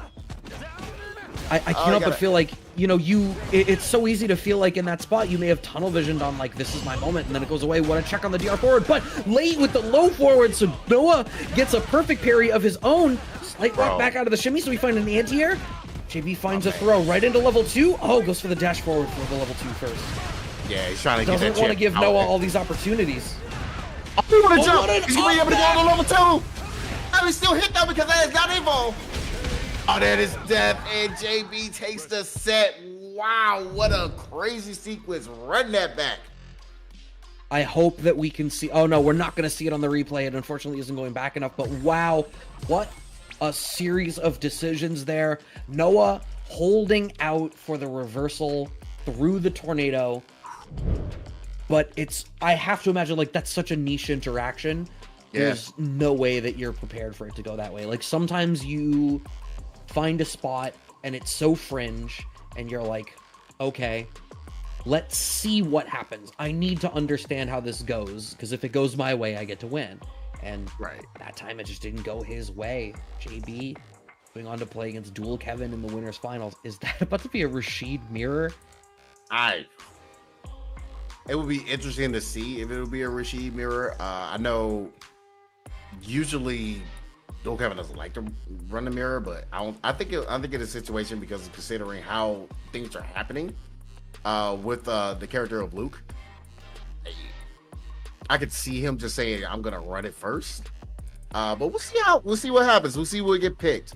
I know a lot of people just don't like running mirrors against their own character. Like, I feel like it's definitely a little bit too finicky in this game in comparison to like Street Fighter 5 or Street Fighter 4. You know what I mean? See, I still think it varies from character to character personally, right? Like, I've played the Chun mirror before, and it's, you know, can it be frustrating? Sure, but I feel like her kit interacts well with her kit. It's like, you and I are playing the same game. On the flip side, you know, I've been playing Ed a lot lately. I'm sick and tired of that mirror. I feel like the Ed mirror is miserable. Yeah, I can see it. So I think like just messing around, just trying to learn it, and even dealing with the mirror, I was like, bro, why can't I do certain things against my own self? It just makes things so harder for me. It's frustrating, right? Like, he controls exactly the range that he needs to stand at. So it's like whoever finds that pocket first is the one who gets to start to do things. And it's funny, right? I was playing a lot of Tekken 8. I was playing Steve in Tekken 8 of all things. So it was funny that a boxer character dropped in Street Fighter 6 immediately afterwards. But like, there's ranges and spots where in the Ed mirror, I feel like it's suddenly Tekken, and it's like, well, if you don't have the read on when the string is over, well, then like you're just gonna kind of get mauled by fake stuff. Yeah, agree with that. Because like, if you give too much respect to the string, suddenly it's like, oh shit, now stuff is going wrong. And if you don't respect the string enough, you get counter hit, and they end up in plus frames, and now you're in a bad situation. Yeah, it makes things really weird. It's just something that like I probably need to get like a little bit more experience, but like just knowing that first taste of like dealing with like how the mirror works, and there's certain things that you're not able to do if depending on like your range is at where you need to stand at, it bogs down, man. It's crazy. Yeah, he's so particular that interacting with the particularity of himself doesn't work. I mean, Bunch and I ran that. I think we played like, what did we play, like 40 games of the mirror last weekend? I don't know if he can hear me, or if he stepped away or what have you. But yeah, we like he was up here, and I think we basically only played the mirror because we were both kind of vibing with Ed. And oh my god, I'm sick and tired of it. Yeah, I can understand how grating it could be. Hopefully, be able to get these. I think Dual Kevin and JB, and I'm trying to get these players to get in here, see how things going. Again, we did get our losers quarterfinals set up over there on the other side. I got Noah going against Kai currently, and Paladin going up against Euro Villario. So those two matches should be done soon. We'll be able to get our semifinals coming up right after our winners final. So, man, make sure the guys keep locked in. And how many codes do we have left in the match right now? You know what? 10. I don't know off the top of my head, but we have if 10. you wanted to check that information for yourself, even though it's on the screen, but pretend it wasn't. Pretend you wanted to know. Right. You could follow the link in the chat that I just provided for you by typing !Matcherino. And yeah, only 10 codes, please. There's no excuse. I see that there's over 200 of you in here. Somebody can go and claim a code, and then 9 other somebodies. By the time we get done finishing this whole spiel about it, and the set just started, by the time the set's done, we should have all 10 codes claimed. Here we go. Dual Kevin going up against JP, and I predicted, I think he was like, I don't really like to run the mirror. Let me go ahead and run the loop. I think I know my Midwest people a little bit too well now. Perhaps. Okay, low forward coming out. Dual Kevin trying to just ensure that they keep JB on the back foot. Drive reversal as an answer to drive rush. Managed to block the drive reversal out of JB. It's so interesting. You remember how people were saying drive reversal was a useless mechanic? How often are we seeing it really matter this evening? Not just as a defensive choice, but to respect and bait it as an offensive choice. Absolutely. It's really been used to perfection for a couple of people to be able to get the bait. And you saw it like in the against Paladin match, and you've seen it here. And man, that low forward, able to get the nice full finish into the combo. Pretty much one more guess, one more tap, you'll be able to close this out because they have to restore it up. And JP's trying to say something about it and try to get Dual Kevin in that burnout situation. Ooh, okay. Weird little trade situation happening there. Dual Kevin, you could see buffering. Flash Knuckle, that was also going to be buffered to the level 3. You got to know it. Level 2 coming out from JB could really force a dangerous situation, but you need to respect that level 3, especially if you start turning. Crouching strong into the level 3 just as JB tries to walk into the tornado. Oh my God. I'll get you, my pretty, and your little dog too. Absolutely wicked, that man. That's so wicked. Speaking of medium punch. Okay. All right. There's an option to be able to get out of the corner there, man. And JP's going to try to go to work here. Perfect parry. We turn blue. Yep, and managing to ensure that he gets the most positional advantage out of that as he can. Empty jump. Oh, maybe a little bit early with that matey would have to be my guess. Dash forward does get caught out by a sandblast. Dual Kevin doing a pretty decent job of trying to ensure that JB pays with his life to get these opportunities. Dash in low short is going to be able to connect, and JB has the drive gauge in the back to cash that one out. Round on the board here in game 2 for JB. Oh my goodness, none of that, none of the fierce buttons that you're gonna be pressing. Yeah, go ahead, spin your meter. Dual Kevin's fine with having him spin the meter, be able to get out of that situation. But there's the level 2 locked and loaded. The win condition is out and about. Wow, this is gonna be a decent amount of damage to get this. Follow back Did you up. say wind condition? Yes. I heard you. Okay. I just wanted to double check. Once for the anti-air, JB is able to get out. CA on deck for Dual Kevin. Oh, what a call from JB. The Flash Knuckle sort of trap situation comes out, and it's like, yeah, you don't have the life for me to give a shit about this. Exactly. He's like, yeah, I'm ready. I'm always ready. I am smiling. I feel like you never see the low forward target combo coming out from Luke players. No. Well, you see it a lot from Dual Kevin. He will actually do it because it does leave you in a little bit of an advantage situation where kind of bit of a guess. You get button press or you get thrown. Overhead. And now fix it up. Picking it up, Big Boogie. No, level 1. Get off of me. Dual Kevin's reactions have been immaculate for this. I mean, we saw it in the match against Paladin as well. You know, in a lot of these spots, if Dual Kevin has the bar to cash it out, is ready to represent it. Not going to matter in that spot when you don't have the bar and you're getting oppressed in the corner. JB gets a round on the board here. Takes the lead in the set. Having to cash out a little bit of drive gauge to try to fish here. JB only really counter poking with light limbs after some of these like jab string situations. We're able to get the level 2 out, try to force the mix up, dashing forward even farther to try to make sure that he's able to get more opportunities. Dual Kevin just parries through all of it, so all we get is a naked cross up into nothing, and now Dual Kevin has the corner. Oh my God, he gets a high ground. Anakin, get back in that corner. Go to prison. Do not collect gold, do not pass gold, cannot collect $200. JB had to use meter again to bust out. Oh, with a perfect parry. Oh, with a sandblast. My goodness. Crazy. Oh, parry pump, but it was an empty jump out of Dual Kevin, so it beats out the option. JB fishing with some higher profile pokes right now, really feeling the weight of that drive gauge benefit. Detriment is what I was going to say, but Dual Kevin puts himself into burnout. So now JB gets to be a little bit aggressive. Scary part is Dual Kevin has these bars, and you know that he has demonstrated that he can use them in the right spot. So JB being very particular about where he chooses to try to steal it back. The whole burnout just nullified by the fear of overextending against Dual Kevin. Level 2 comes out from JB. We're going to be able to force this a little bit. Oh, there's the grab I was looking for, man. He's going to parry through it. That was his option for everything when it came to the Yasar. So, yeah, man, I'm definitely glad to see JB, like, recognizing that and be able to start mixing up and using grabs in that scenario. That's free damage. It's free damage. If it's going to feed you free damage, man, just take it. Ain't greedy out here. Go for it.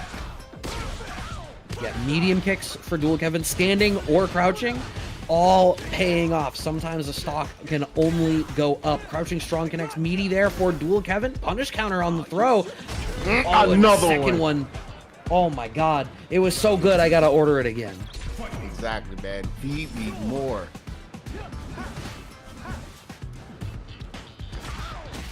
Oh! The hammer of justice, what people call it. Just stuffing out any anti-airs, going right in for a meaty jump in. Yeah, I think Dual Kevin has kind of slowed it down just a little bit to be able to like really start like netting some of this damage. It's a little lively now. Now he just has to play his game where he usually makes the opponent wait. I think it's a sequence where he's fine with taking the throw. Just hold down back. You can take an overhead as long as it's a hit counter hit. Yeah. And again, the placement of these drive reversals, it seems like it's a really important part of dealing with Rashid. There's so many spots where you kind of have to make that call because otherwise you're being forced into a really miserable situation. Oh, Whoa! layers when Crouching Fierce comes out for Dual Kevin. It's so hard to know how to anti-air Rashid in those spots. Crouch jab, tick throw works out. Dual Kevin evens us up 2 games apiece. I got robbed. I got robbed. Said, no, I got robbed. Again. I can definitely see that. Jab connects, counter hit. Dual Kevin very much at a detriment positionally right now. Drive gauge not looking too great, stuck in the corner. And JB has all of the momentum in the world. Drive gauge back for him hugely and finds that was a punish counter on the parry pump too. Yeah, and that was real unfortunate because that set up the burnout situation. Now, hopefully, Dual Kevin not gonna be able to. JB's gonna be able to not close this out yet. I know she does a lot of damage. Still had one more guess, one more mix-up. There was no way he was gonna be able to kill out of this situation. And now JB was in burnout. Oh, what a check of the drive rush. He was ready. It's like one of the things that's most impressive about people who play at this high of a level is their ability to recognize what decision you are likely to make in a spot and how to counter it preemptively. That's a spot where knowing that spacing, knowing that Dual Kevin is going to want to press the issue, standing medium kick was chosen to be like, I have to actively control this space now because you need to get in. And now JB is looking so dominant.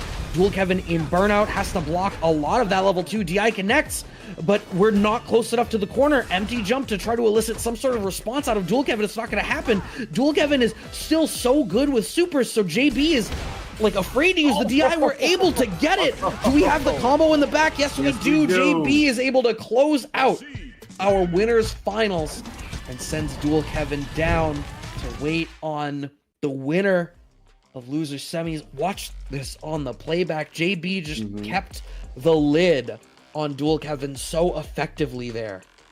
You want to know why he going ahead and popped it there? He noticed that Dual Kevin was starting to step back a little bit. So it was pretty hard to be able to pop off a super, knowing that you see the opponent walking back on you. He's like, yep, it's time to pop it now, knowing where the spacing is. So really good stuff by JB. Closing that out, being our first person in Grand Finals. But let's go ahead and go down on the loser side. Paladin did take it 3-2 over Uriel Valario. So he's doing what he says, and he's continuing on. Yeah, we are just waiting on the results of Noah the Prodigy versus Kite to see who is going to get to move on to play against Paladin. But you know what? We've watched Paladin beat the both of them so far this evening. Kite at the top of our winner's side, and Noah the Prodigy during the latter portion But granted, that was 2 out of 3. People can have a different energy in loser side versus winner side. I don't. JB, personally, do you play better in winners or losers? Honestly, I will say that I only done well on one tournament personally, but I really do play better on losers because there's no inhibitions. There's really no inhibitions. Like on winner side, I feel like, oh man, I want to do well so I can stay on here and continue the momentum, so I won't have to be down there in the bracket of hell. But once you get into that moment where like it's inevitable, you're in that bracket of hell, you're in the dungeon, and you just trying to work your way back out before you drown in the pool. All feeling of it just don't matter anymore. You're just like, I'm here. It's so interesting. Might as well make the most of it. I can't do that. What I can do is send you guys over to the Matcherino.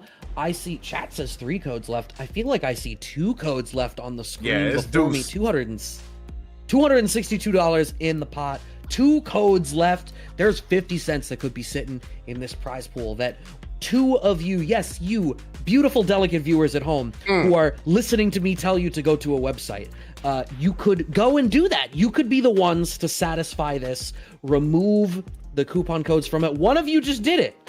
Well, look at that. How fantastic. I love it when people come together. We talked about it when Paladin was on the show for the interview portion, but you got to help other people, and that's better for you. Everybody wins when the codes go away. And thank you. You didn't claim a code yet? Oh my God. Come on, man. My name is now at the top of the leaderboard. It won't be in a second. Time out. Yeah, I was about to say it. You're talking about the wrong thing. Yeah, we're talking about Lizard Man. Yeah, let's talk about Lizard Man throwing $50 in for the Rashid Gaming. Can we address that? Yeah. He's a big Rashid guy.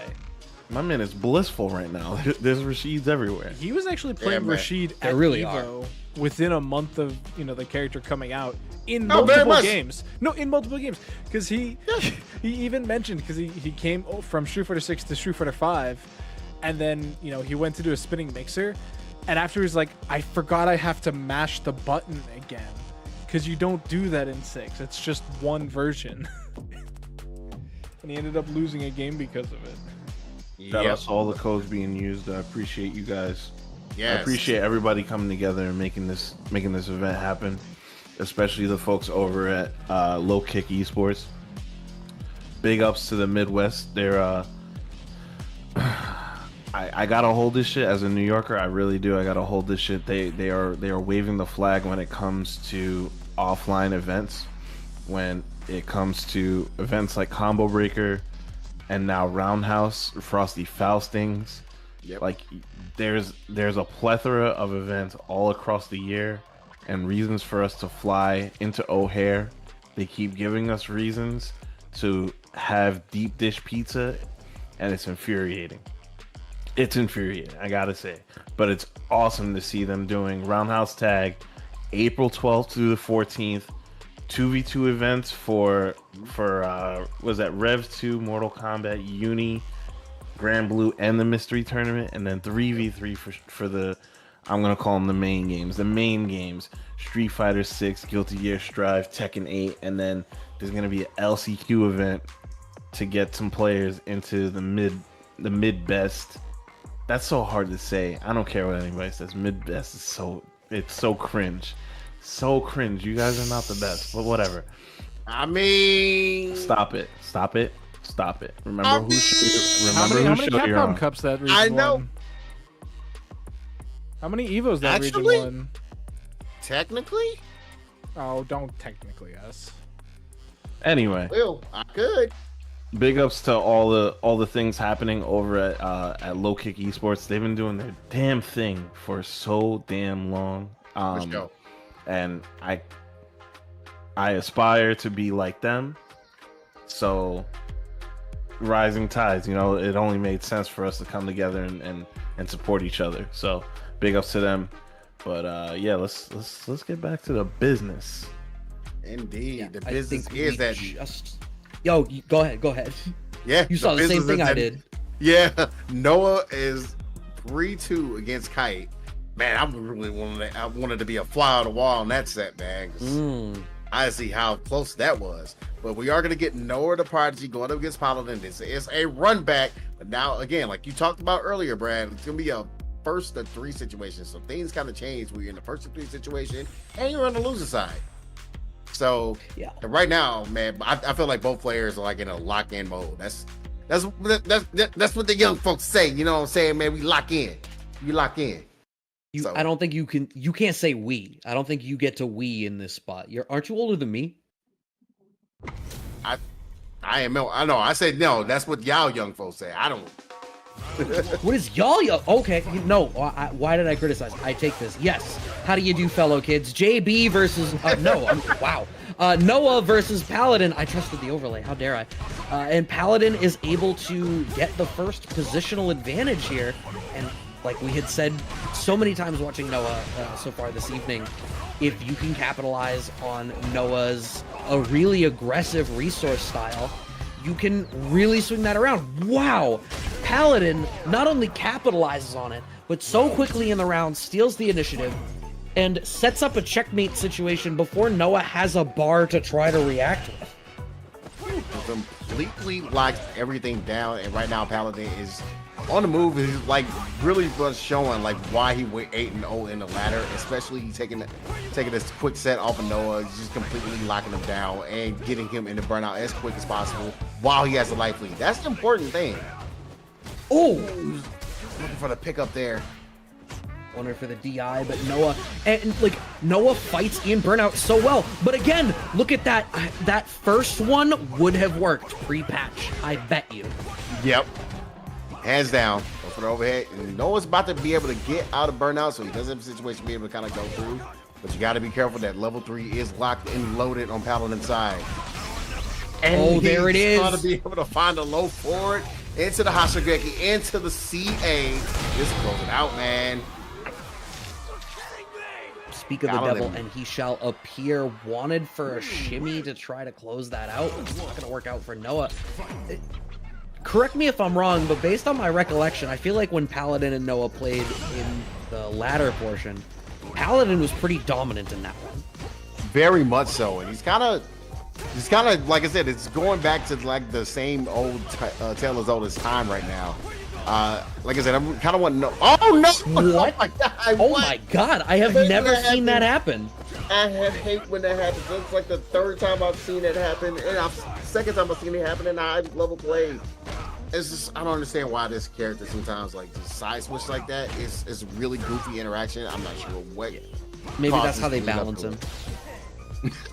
make him be turning the wrong way. Okay. 1 time out of 100, he just doesn't function. Whew.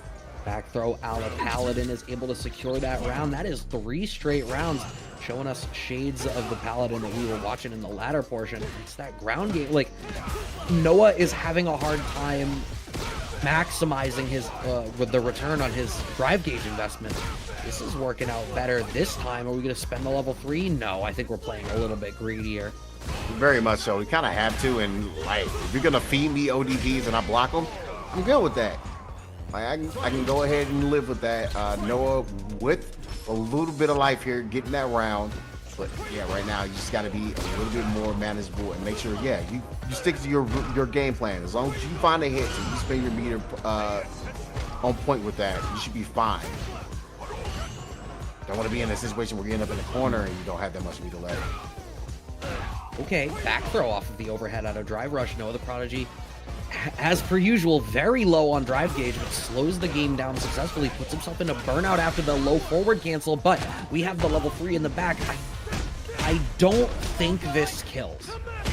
No, it doesn't. You still have a little bit of life. Oh my god, and Paladin knew exactly how much life he needed. Fucking trade! Oh man. You guys can't see me clutching my face right now at how that had happened. So many times this evening, Paladin has seemingly had an extra hit point, a death ward perhaps, to prevent them from dying in a spot where it does not make sense. But the subsequent interaction, a death ward can only save you once. Nice whiff punish on the low forward from Noah that time, and Paladin is able to secure the life lead.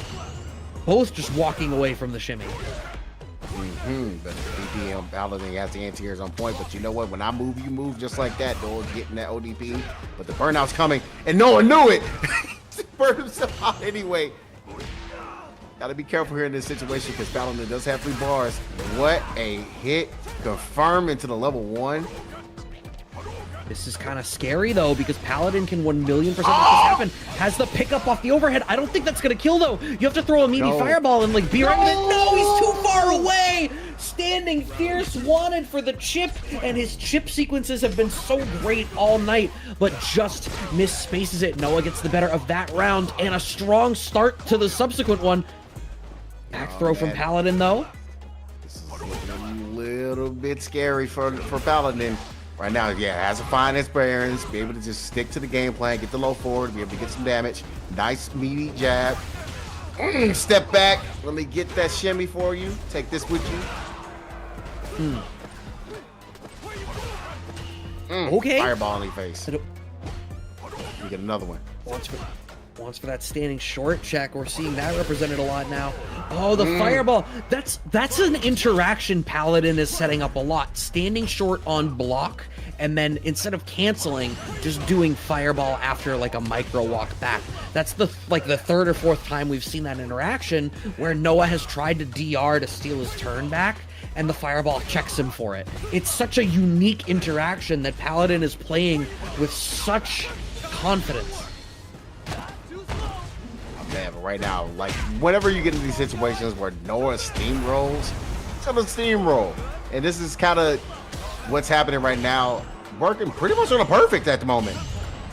We're not gonna be able to get it, be able to attack the drive meter.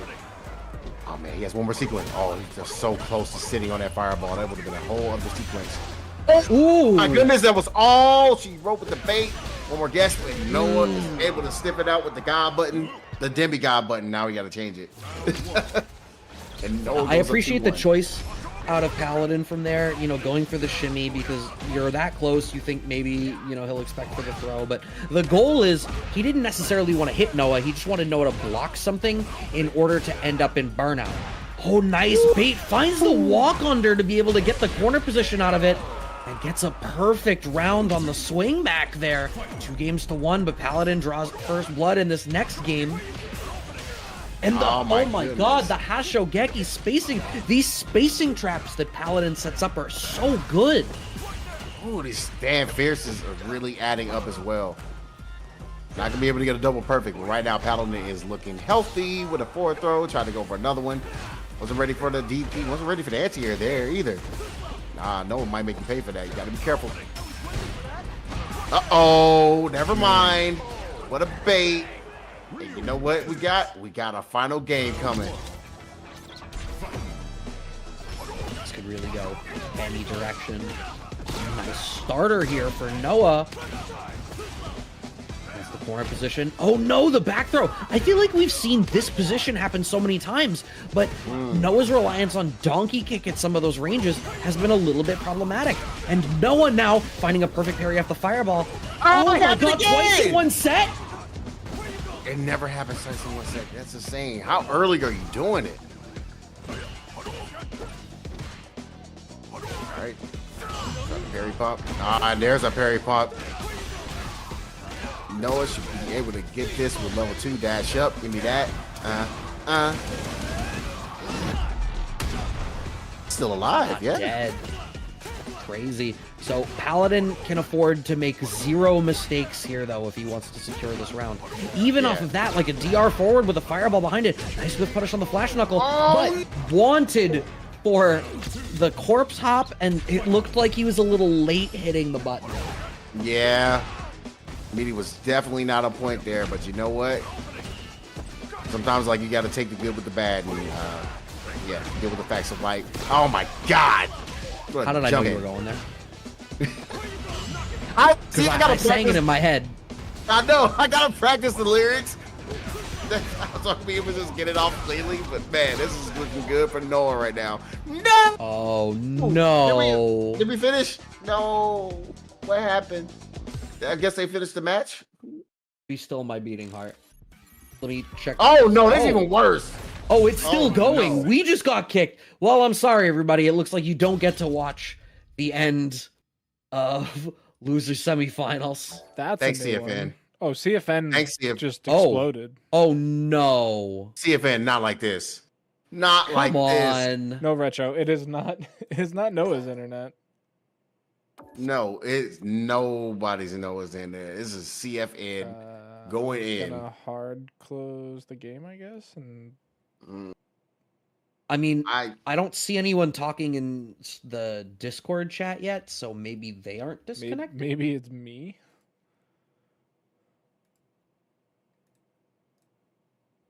Oh I think man, that's the hope, right? Yeah, booting up now, chat. Seeing what's gonna happen. praying for it. Please, not like this. Apologies for missing the end of that, but I mean, Were once the we players get the results, affected? I don't know.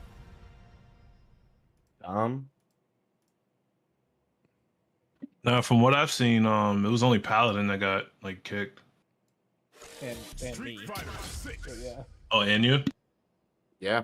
yeah, someone in the chat just said you and Paladin DC'd, but everyone else is in the lobby. That's so bizarre. That is actually. Resend an invite. So, chat, while the TOs do their best to figure that out, have you heard of this mid-tournament? Mid-tournament. Okay. I don't think you did that right. He's having a stroke, guys. It's fine. I low key want to make him finish this ad read that he's already committed to bombing. Oh, I'm done. I'm handing the torch over. Yeah, go, Brad. All right, then you fumbled it. I need was you to trying to get understand something that. to watch on screen, Brad. Somebody please pick up the ball. Somebody please pick up the Mid-best. ball. Okay, we're back. Nah, the ball is gone. So did they just squash the game? Mr. T.O. man, what happened? They running it. Yeah, they're gonna go back into They're running it. Like they didn't give me a chance to make a ruling, so here we go. I'm not gonna stop them. Yeah, not at all. That's what I kind of appreciate, man. Like just going into it, like you know what, man, things happen. We're just gonna go ahead and run it. We're having too good of a set to be like, I'm just gonna take the game off the ground and blah blah blah. Nah, we're good. We're good. I love this. Right now, Paladin actually, I guess it was kind of a reprieve. Maybe it was an act of God that a lot of people got DC. Maybe. Because look at this life lead that he's working with.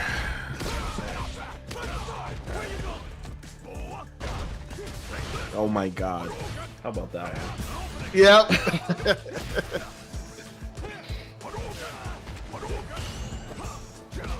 Well, Paladin is firmly in the driver's seat here. Stand short connects, and Paladin is on set point.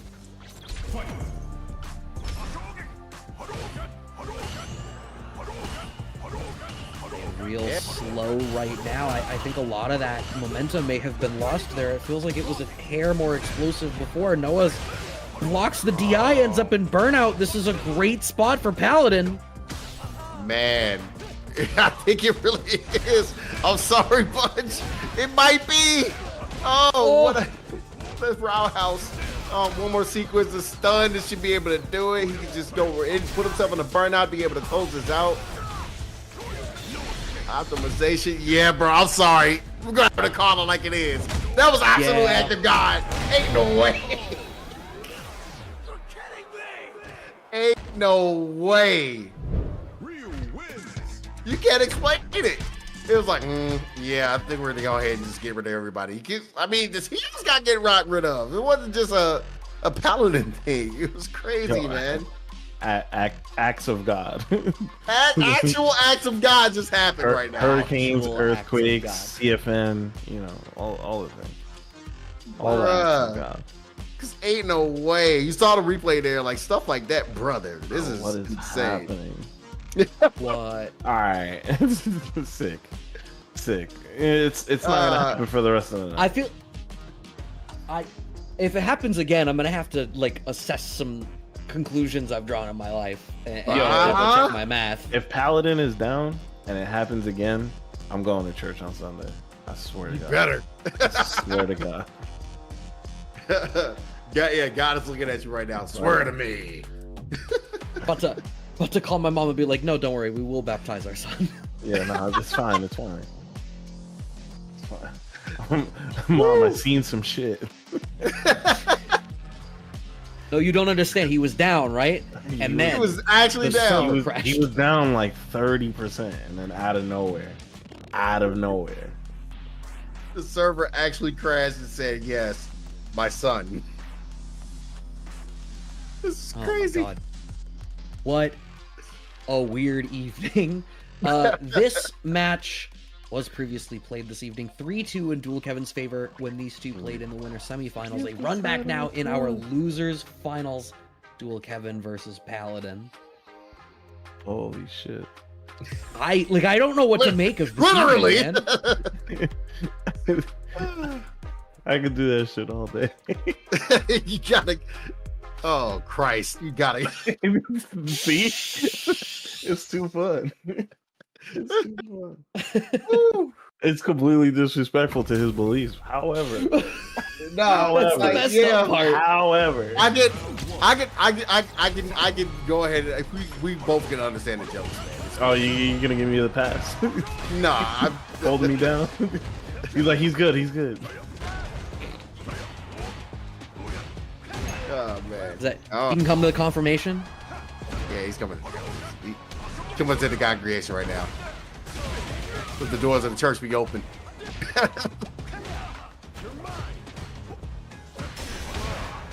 Oh man, drive reversal ends up working out, but forced to block the DI now is Dual Kevin. Paladin back to the wall, but plenty of drive gauge to mess around with. Really relying on this DI a lot. I'm expecting Dual Kevin to start to do like jab into jump or something at a certain point. Indeed, man. There you go. Kind of dropped out the combo, and this is something that Paladin kind of needs right now. If you can find a right hit, that's not gonna be able to do with the pickup for Dual Kevin. The level 1, that was so sick. Great pickup off the juggle state for the after the DR as well. So real strong start, great presence of mind, and we're already seeing shades of what made this matchup so difficult for Paladin when they played on the winner side. Dual Kevin varying up how he uses drive rush, and it's giving Paladin a lot of pause in how to control the screen, managing to get a good check that time. A second nice starter there, but a perfect parry from Dual Kevin. The corner carry from Rashid is so good that you don't even need a back throw. You don't. Like, it's, man, you can just go so far, but you know what, man? Paladin absolutely needs a sequence. He's like, fine, make the spin the meter, but guess what? I got level 2 over there. The wind condition is out. Did he go? My God. I would say baited the meter, but no. You are also at 0 bars. You only have half a bar, man. Nah, bro. Nah, I might have to go talk. I have to call my pass tomorrow. Alexa, play YouTube. Fireball. Oh my God, she actually listens to me. Whoops. What does that was supposed to ruin it for all of you. Have you listened to their music? No, Brad. I'm not 45 years old. Yeah, it's okay. All right. Yeah, bro.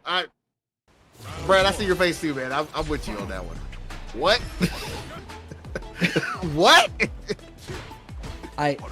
It's best to just ignore him. Eventually he goes away or tires himself out. Dual Kevin Lord. able to secure that first game off of that detour. Nice reversal coming out from Paladin once again. That's been I feel like that's another big part of Paladin's play, right? Like when it comes time to make a defensive choice, it's a bold choice. Yeah. It's, you know, so much of it is just, it's played with confidence. Yeah. Oh, the DI through the fireball again. Very good. Very good. Very smart recognition that time by Paladin. Like, it's one of those, it's just one of those situations where, he's starting to understand. I think he needed us an extra game to be able to kind of start figuring things out. I'm talking about the extra set. There you go. So, yeah. Throw game starting for Dual Kevin. Mm-hmm. Do we have the damage behind this? No, it's one more mix-up. Low is able to connect. You spend the 1 bar here, right? Do you not need to? No, you don't. No. Like I said, he's very deceptive, but he can sneak out some damage you're not expecting. You're like, it's not going to kill. Go to overhead. You know what? He's in a really good spot to go ahead and set up the level 2 he wants. He's just still going to keep in with the pressure. Level 3 is going to come out. You barely see this super because level 2 is so good. Crazy, but that's not a double perfect for this game, is it? It is. My lord. He absolutely did. I did the clips rewind earlier. I'm not going to do it today. Okay. DR once again through the way that they're choosing to use drive reversal through the fireball block strings is really interesting. It must be the evaluation of the reward for that in terms of how it affects your drive gauge must have shifted. Goes for the dash back, but not ready for the whiff punish. OD fireball from Paladin gets the better of that ground game situation, but still a little bit too hungry to jump in. Mm-hmm. Oh my God! It happened again. Did it again! But these jumps are not it. Yeah, like Dukev has been ready every single time in anti-air. And it's crazy because like he definitely complains about these anti-airs a lot. Rashid just needs help on that department. But you know what? He's making it work, and right now he is sitting himself on set point right after the sequence. This is we are on the verge of a clean sweep, but this was hella close when they played on the in the top of the bracket as well. If I recall correctly, that went 2-0, 2-2, 3-2 as well. So exactly, that was the start of the swing back for Paladin last time. Let's see if Dual Kevin can seal the deal this time. Get us to a quick grand finals. Fishing in this mid-range, finding an anti-air. This time is Paladin. Right? Yeah, Dual Kevin's absolutely setting it up. Here comes the win condition. Yassar is out to play. What tags? What? That's fine as a DP. That's a DP that you take. Oh, but guess who was ready this time? Dual Kevin able to get the burnout on the reverse eye and send the corners done, and you're done. Shout out to my boy TNS Sento. Be closed out. 3-0. Shout outs to Banjo. That was done quick, fast, and in a hurry. Dual Kevin wants that run back against JB.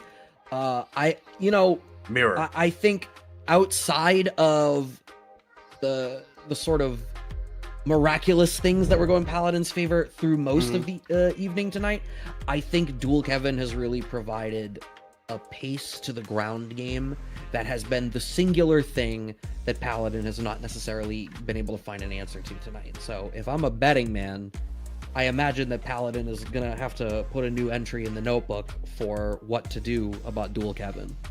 Very much so, yeah. Like we talked about the conversations that we had with them earlier. He's definitely going to be willing to be able to, go back to that notepad, be able to play out this scenario and be like, how do I beat Dual Kevin next time? How do I take this man out? Yeah, I don't think he's going to be able to figure that out. So, yeah, he's not going to be going anywhere anytime soon. But you know what else is going to be coming very soon?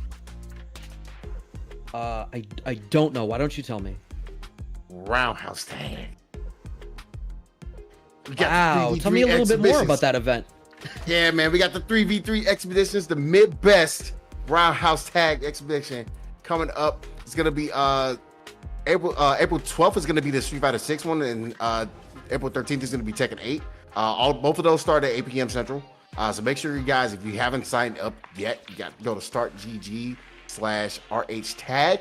We also got 2v2 games. You got Guilty Gear XR, Combat 1, Grand Blue Fantasy vs. Rising, Under Night in Birth, and Mystery Tournament. Make sure you guys check that out. We also got the 3v3 for Street Fighter, Guilty Gear, and Tekken 8. And the LCQ for the mid-best in Street Fighter and Tekken 8. So again, make sure you guys check that out. The Ignite Skokies, not too far away from the Chicagoland area, from Chicago City. So make sure you guys come through and check it out if you're in the Midwest area. And big shout outs to Low Kick for sponsoring not only today's CasaBunch Kickback, also running roundhouse tag. I mean, the moves that they're making are awesome to watch.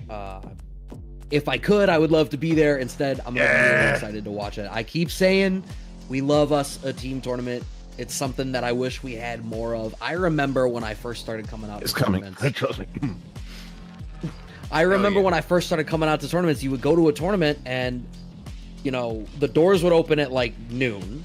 They would run a team tournament that would run way too long and ruin everything after the fact, because singles was supposed to start at like 4 and it wouldn't start until like 9.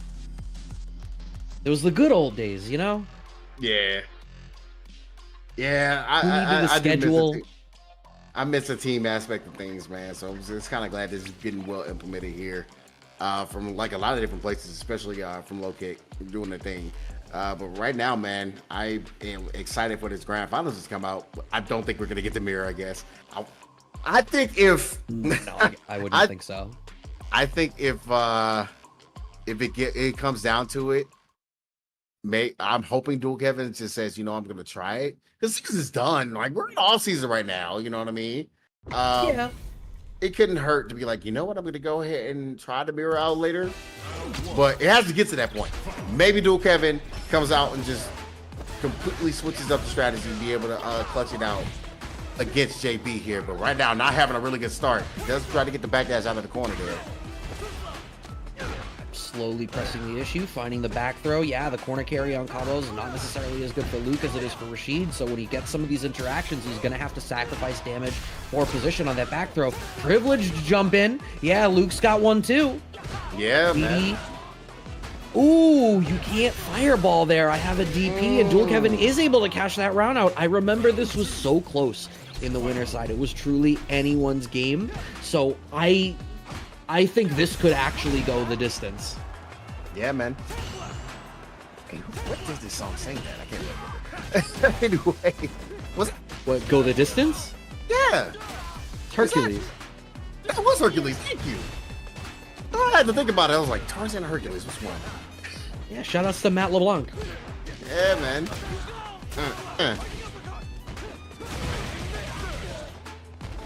Hey, speaking of going to distance, man, we're getting right back out of this corner because of that OD mixer. My God. This character schmooves. Go forward, playing some more footsies here as Dual Kevin wants to try to check these DRs if he can, but instead he's choosing to stand a little bit farther out in like a sandblast range.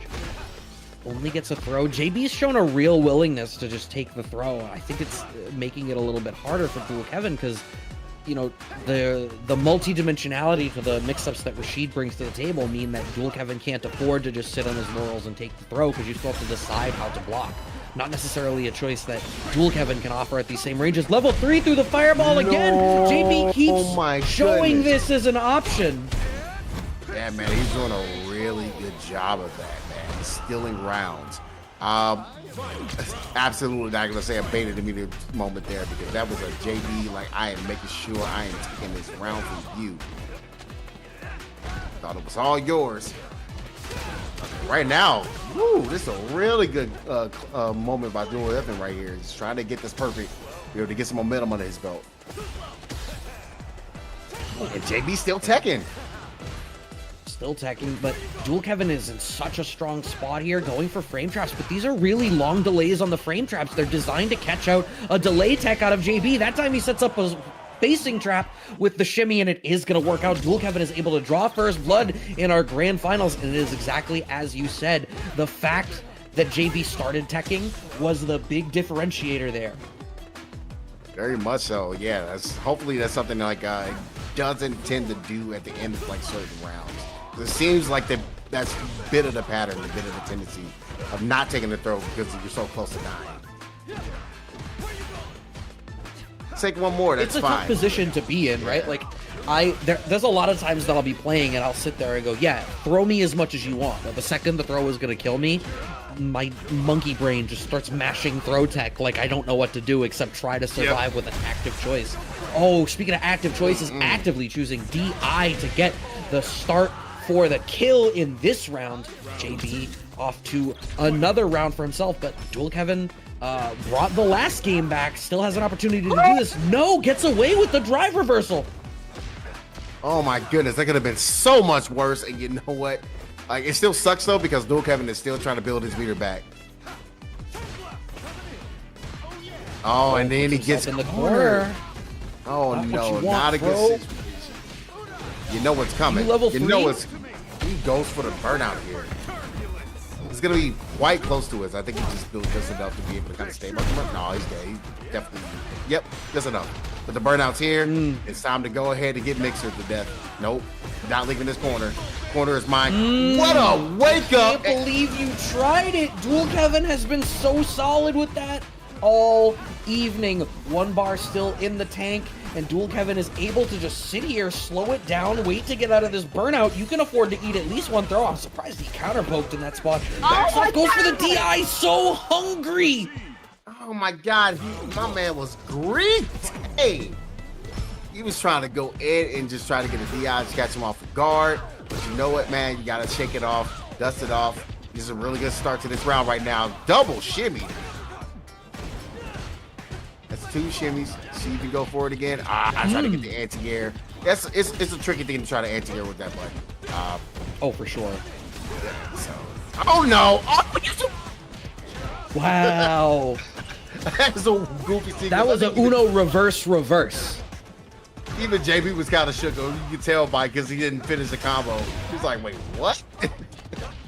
Dual Kevin goes for the drive reversal, but it's not going to work out too great for him. Clipped by the low now.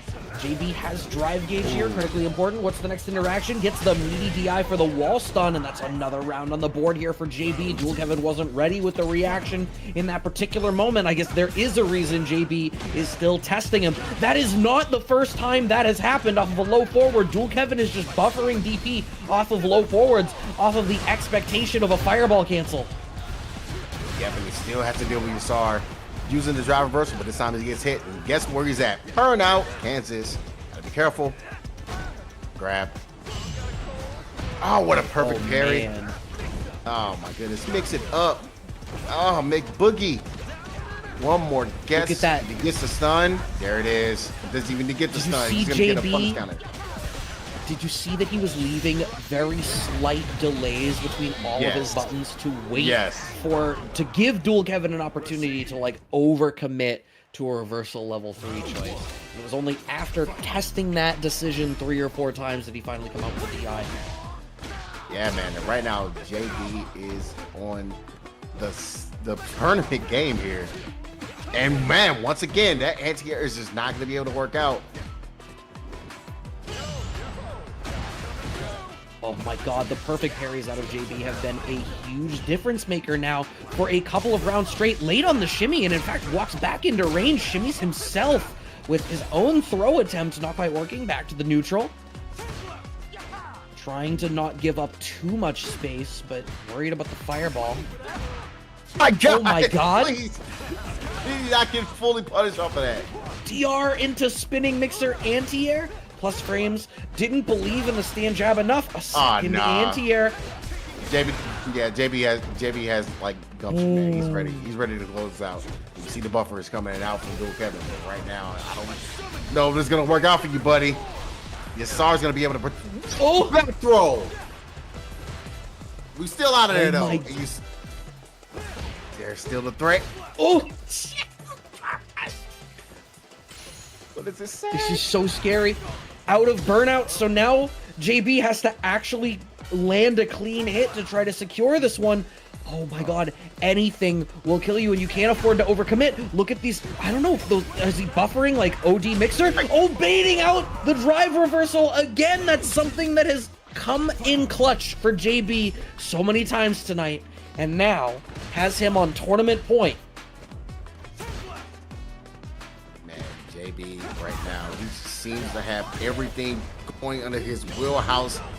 Oh man, that was the one wing. Hopefully this will be a swing of momentum for Dual Kevin. That perfect parry. Get off of me. That's it. Finally worked. It finally worked. So bizarre. And there's the flash knuckle traps that you'll see Luke players love to use. doesn't want to cash out. In fact, just kind of wants to use the threat of that to bully him. Gets the stun. You have so much drive gauge, you definitely don't need to use your level 3 here. Not at all. And he just goes it over. He's being greedy, and it worked out for him to be able to get a little bit more on the plate. And Dual Kevin is trying to stave off tournament elimination and extend this tournament for one more set, one more game at least. That's a good start here. I didn't believe in the strong pressure. There's a lot of like disbelief coming out of JB so far. It seems like. Whoa! Counter poke comes out from Dual Kevin, but does get smoked by the level 1. JB gets one more mix-up out of it. Low short, does get parried. We don't have the anti-air at quite that range. Look forward into Fireball, nothing really comes of it. Throw pressure is beginning. This is, I remind everyone, set and tournament point for JB. Doesn't get off the wall. What an air to keep him locked in the corner. Give me some more damage. Give me another throw, please. Oh my gosh! Stab Fierce into Sandblast.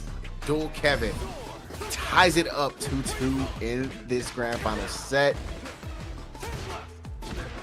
Trying to even this back out. What a perfect parry. Needed that to be a side switch. Oh! He wanted so much more. He ended up paying a little bit of life for that, but he's still all right. Still in a decent situation where he can at least trying to get some of this life lead back. Trying to find the right spots to DR forward, but Dual Kevin has the answer at exactly the right moment. Has a huge positional advantage here. Oh my god, maybe expected for JB to add some more elements to that jump out. So JB just gets away with a naked jump out. DR gets smoked out by the Sandblast and no whiff punish there. Oh, jump in for Dual Kevin, reset point. Oh my gosh, help the anti-airs from Rashid, man. He's completely got Donkey Kong on top of the head. Back.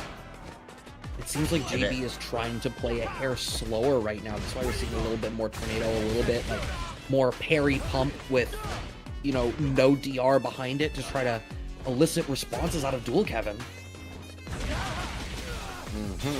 Yeah, he's definitely playing a lot more patient, just kind of sitting back and just waiting, just like you said.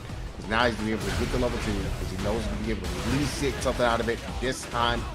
Blesses the dome piece, mixing it up. Here he comes. It's been low in that mix-up situation a couple of times in a row now, and Dual Kevin is just waking up with parry pump in that spot every time. I feel like JB needs to incorporate throw a little bit more into his game, and he has one more round to be able to do so without resetting this entire bracket. It all rests on this 3 bars in the tank for Dual Kevin, and JB has spent an awful lot of drive gauge just to get some positional advantage here, losing a little bit of it as he's walking out of range of that Sandblast. It's looking so even and scary right now, and Dual Kevin gets the first clean touch. Does he spend here? Nope. He's gonna go ahead and close it out. No, my God! Once again, man, it just seems that Dual Kevin is not able to deal with his own character's like ability to get out of the corner. But he does have a chance to get this reset. Just to be able to do it right here, right now. Ladies and gentlemen, we got a reset going into grand finals on this kickback. Oh my goodness. I said this could go the distance, and I am feeling even more confident. It was that close when they played in winners finals, that close now for the first set of grands. Very much so. What adjustments do you think JB needs to make to get the better of this now? Well, you put it right there on the nail of the head. Definitely needs to be some more throws after the mix-up.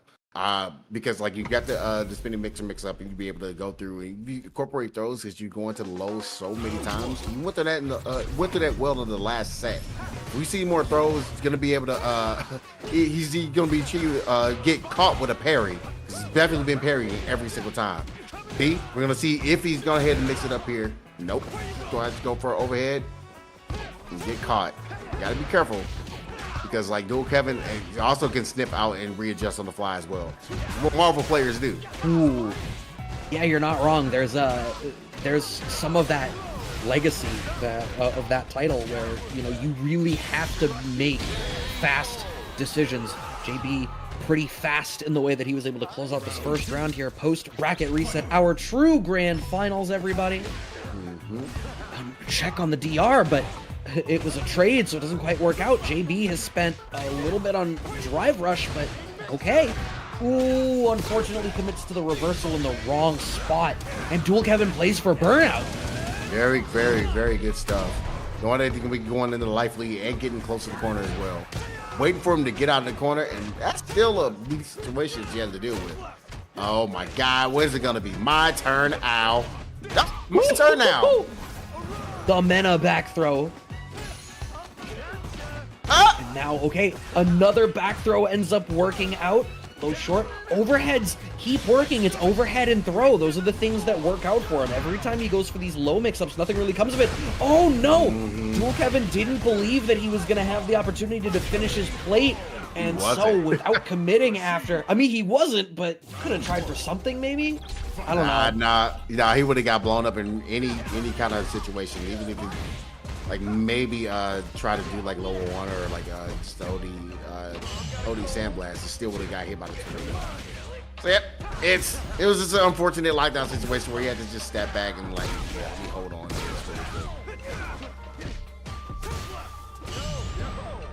Oh, perfect parry for JB, and yep, structuring the situation afterwards specifically to target that drive cage. Oh my God, Dual Kevin unafraid of fighting in burnout though. Still has all of the momentum, and JB swinging for the fences and missing. That was a really good sequence. The entire time he just kept up the attack. That way he'd be able to get his meter back and not deal with the potential of having to deal with tornado with burnout. With the low forward, but I don't think JB has the damage to close this out. No, he doesn't.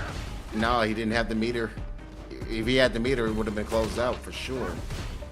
So now you gotta be careful. You spin 2 bars. Don't even keep yourself with half a bar up to push him off. Oh, there is the DI. Yep, yeah, and that was checkmate. Yeah, nothing you can do in that situation. Stan Ferguson was coming into anything at that point. Woo. What a whiff punish from JB I'm sorry to bring this one forward, but I can't help but feel like when JB goes for a shimmy, he gets clipped by low forward. Dual Kevin has this fantastic read on the strike throw game of JB right now. Yeah, we just definitely need to see him load that up more, because right now being down a game, even in the losing side, like somebody definitely don't want to be. Good reactions though by Dual Kevin. He's gonna be getting a nice, healthy chunk of change. He might be able to actually. No, he's not gonna kill here. Does not see a favorable situation. Very favorable. No, absolutely, but only just. It does. Was actually less health than I thought. That could be submitted to a certain other online broadcast. It was to the low this time, and it does connect. Actually, I think that one connected because... No, you know what it was? It's because Dual Kevin probably autopiloted parry, but couldn't do it because he was in burnout. Anyway, anti-air does come out for Dual Kevin. We even this set up 1 game apiece. Officially tied. as far as games go, as far as the position goes. Give me that throw. It just feels like JB is throwing paint at the wall to try to see what's going to stick in terms of getting a read. Like every now and again he gets these stellar whiff punishes, but I can't help but feel like his offensive game once he's in the pocket is just falling away from him. Meanwhile, Dual Kevin's is looking immaculate. Yo, did you see that sequence at the end, man? He just actually dashed up in his face and just caught that throw at the end. He was like, man, JB just didn't want to press for nothing. He was like, bro, I don't know what to do here.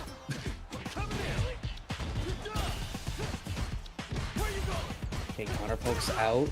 Dual Kevin really effectively taking his turn so far through this set. Gets thrown this time. Do I see a second one? Oh, I did, but it was a DP out of Dual Kevin. He doesn't like to make the same defensive decision twice in a row. Perfect parry from JB.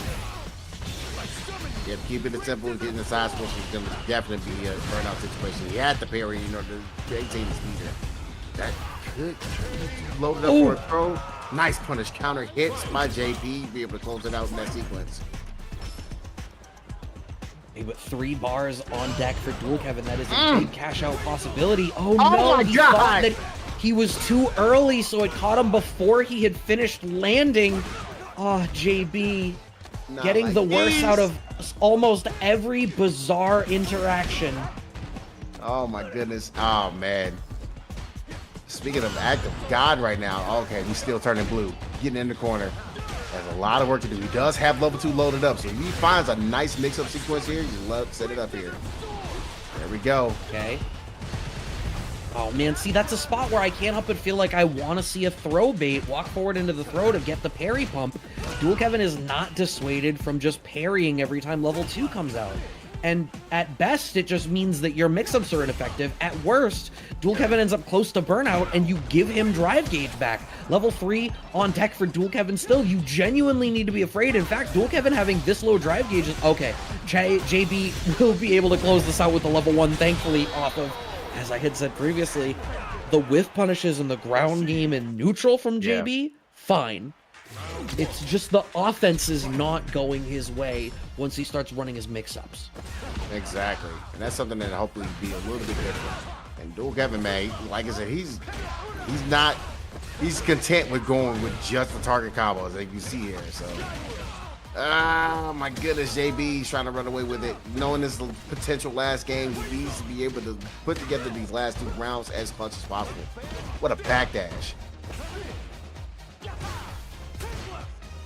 Fishing in his mid-range here is JB. Wants to make sure he keeps Dual Kevin locked in the corner. He's going to be able to do so. Jump in. And again, in all of these spots, Dual Kevin is parry pumping. I almost want to see empty safe jumps into throws start to come out from JB because the principal defensive choice of Dual Kevin is so commonly perfect parry pumping. Absolutely. Hopefully this not cost you this final round that JB has loaded up in him. And right now, Dual Kevin is trying to get a lot of damage and get extended as much as possible. And once again, getting caught. This is a situation where he just completely gets caught by the mix-up game of the jump outs. You gotta be careful here. Oh. JB's defensive choices working out great in this round. Has read every back throw attempt out of Dual Kevin, and now he's backing off. Understands that Dual Kevin is in a spot where he doesn't want to have to block anything. Level 2 comes out. Please throw this man. Throw him! Oh my, okay, that's one, but you know what? Guess what? You gave him his whole drive gauge back. Exactly. Like, throwing him early would have netted him at least some damage, and then he'd be able to kind of take this out. Right, the next touch is still it. This is for the tournament. DI, but the counter DI from Dual Kevin. He just barely lives? Yeah. Yeah. Yeah. Oh my god! Oh! What's going on? Yo! Oh my god, what is thought he had checkmate, he blundered checkmate! But so did Dual Kevin, in fairness, because he didn't cash out on the bar. Oh, still tournament point for JB, but oh my god. But you know what, Dad? The fact that he didn't cash out on the bar, it's all his mirror to play with in this final round. He lucked out. He's super lucked out. I'm telling you, At the God is going crazy right now. Oh my good bait god. from JB, though. Like I said, Dual Kevin he makes like a passive defensive choice and then an active one. And that cost him the game, and JB is able to close this out with a perfect. That is 3-1 in the reset. And this is your kickback champion for this week, JB. Oh my god, this gotta go back. This is the one, right? If you had structured that, like, Dual Kevin won the round, right? Yeah. There's only so much I can say. Like, he made a greedy choice, and it worked out. But yeah. Oh my god, the amount of clench as I watched him do a combo into level 3 and then choose not to do the level 3. You could have done a different combo into level 1. Yep. Saved some bar. You could have done a different combo into level 2. Like, you had so many options. I'm at Brooklyn. Now I'm down in Tribeca, right next to the Narrow. But I'll be hood forever. I'm living Sinatra. And since I made it here, I can make it anywhere. Yeah, they love me everywhere. I used to comment on them. Bro, about to get a copyright strike. I don't give a fuck. No, actually, for real. Oh wow. I don't give a fuck. Oh. You already know what time it is. You already know what time it is, boy. Oh man, good Brooklyn, stuff. stand up. I need the flex bomb right now. I need the Funk Master flex bomb right now. Brooklyn, stand up. Oh,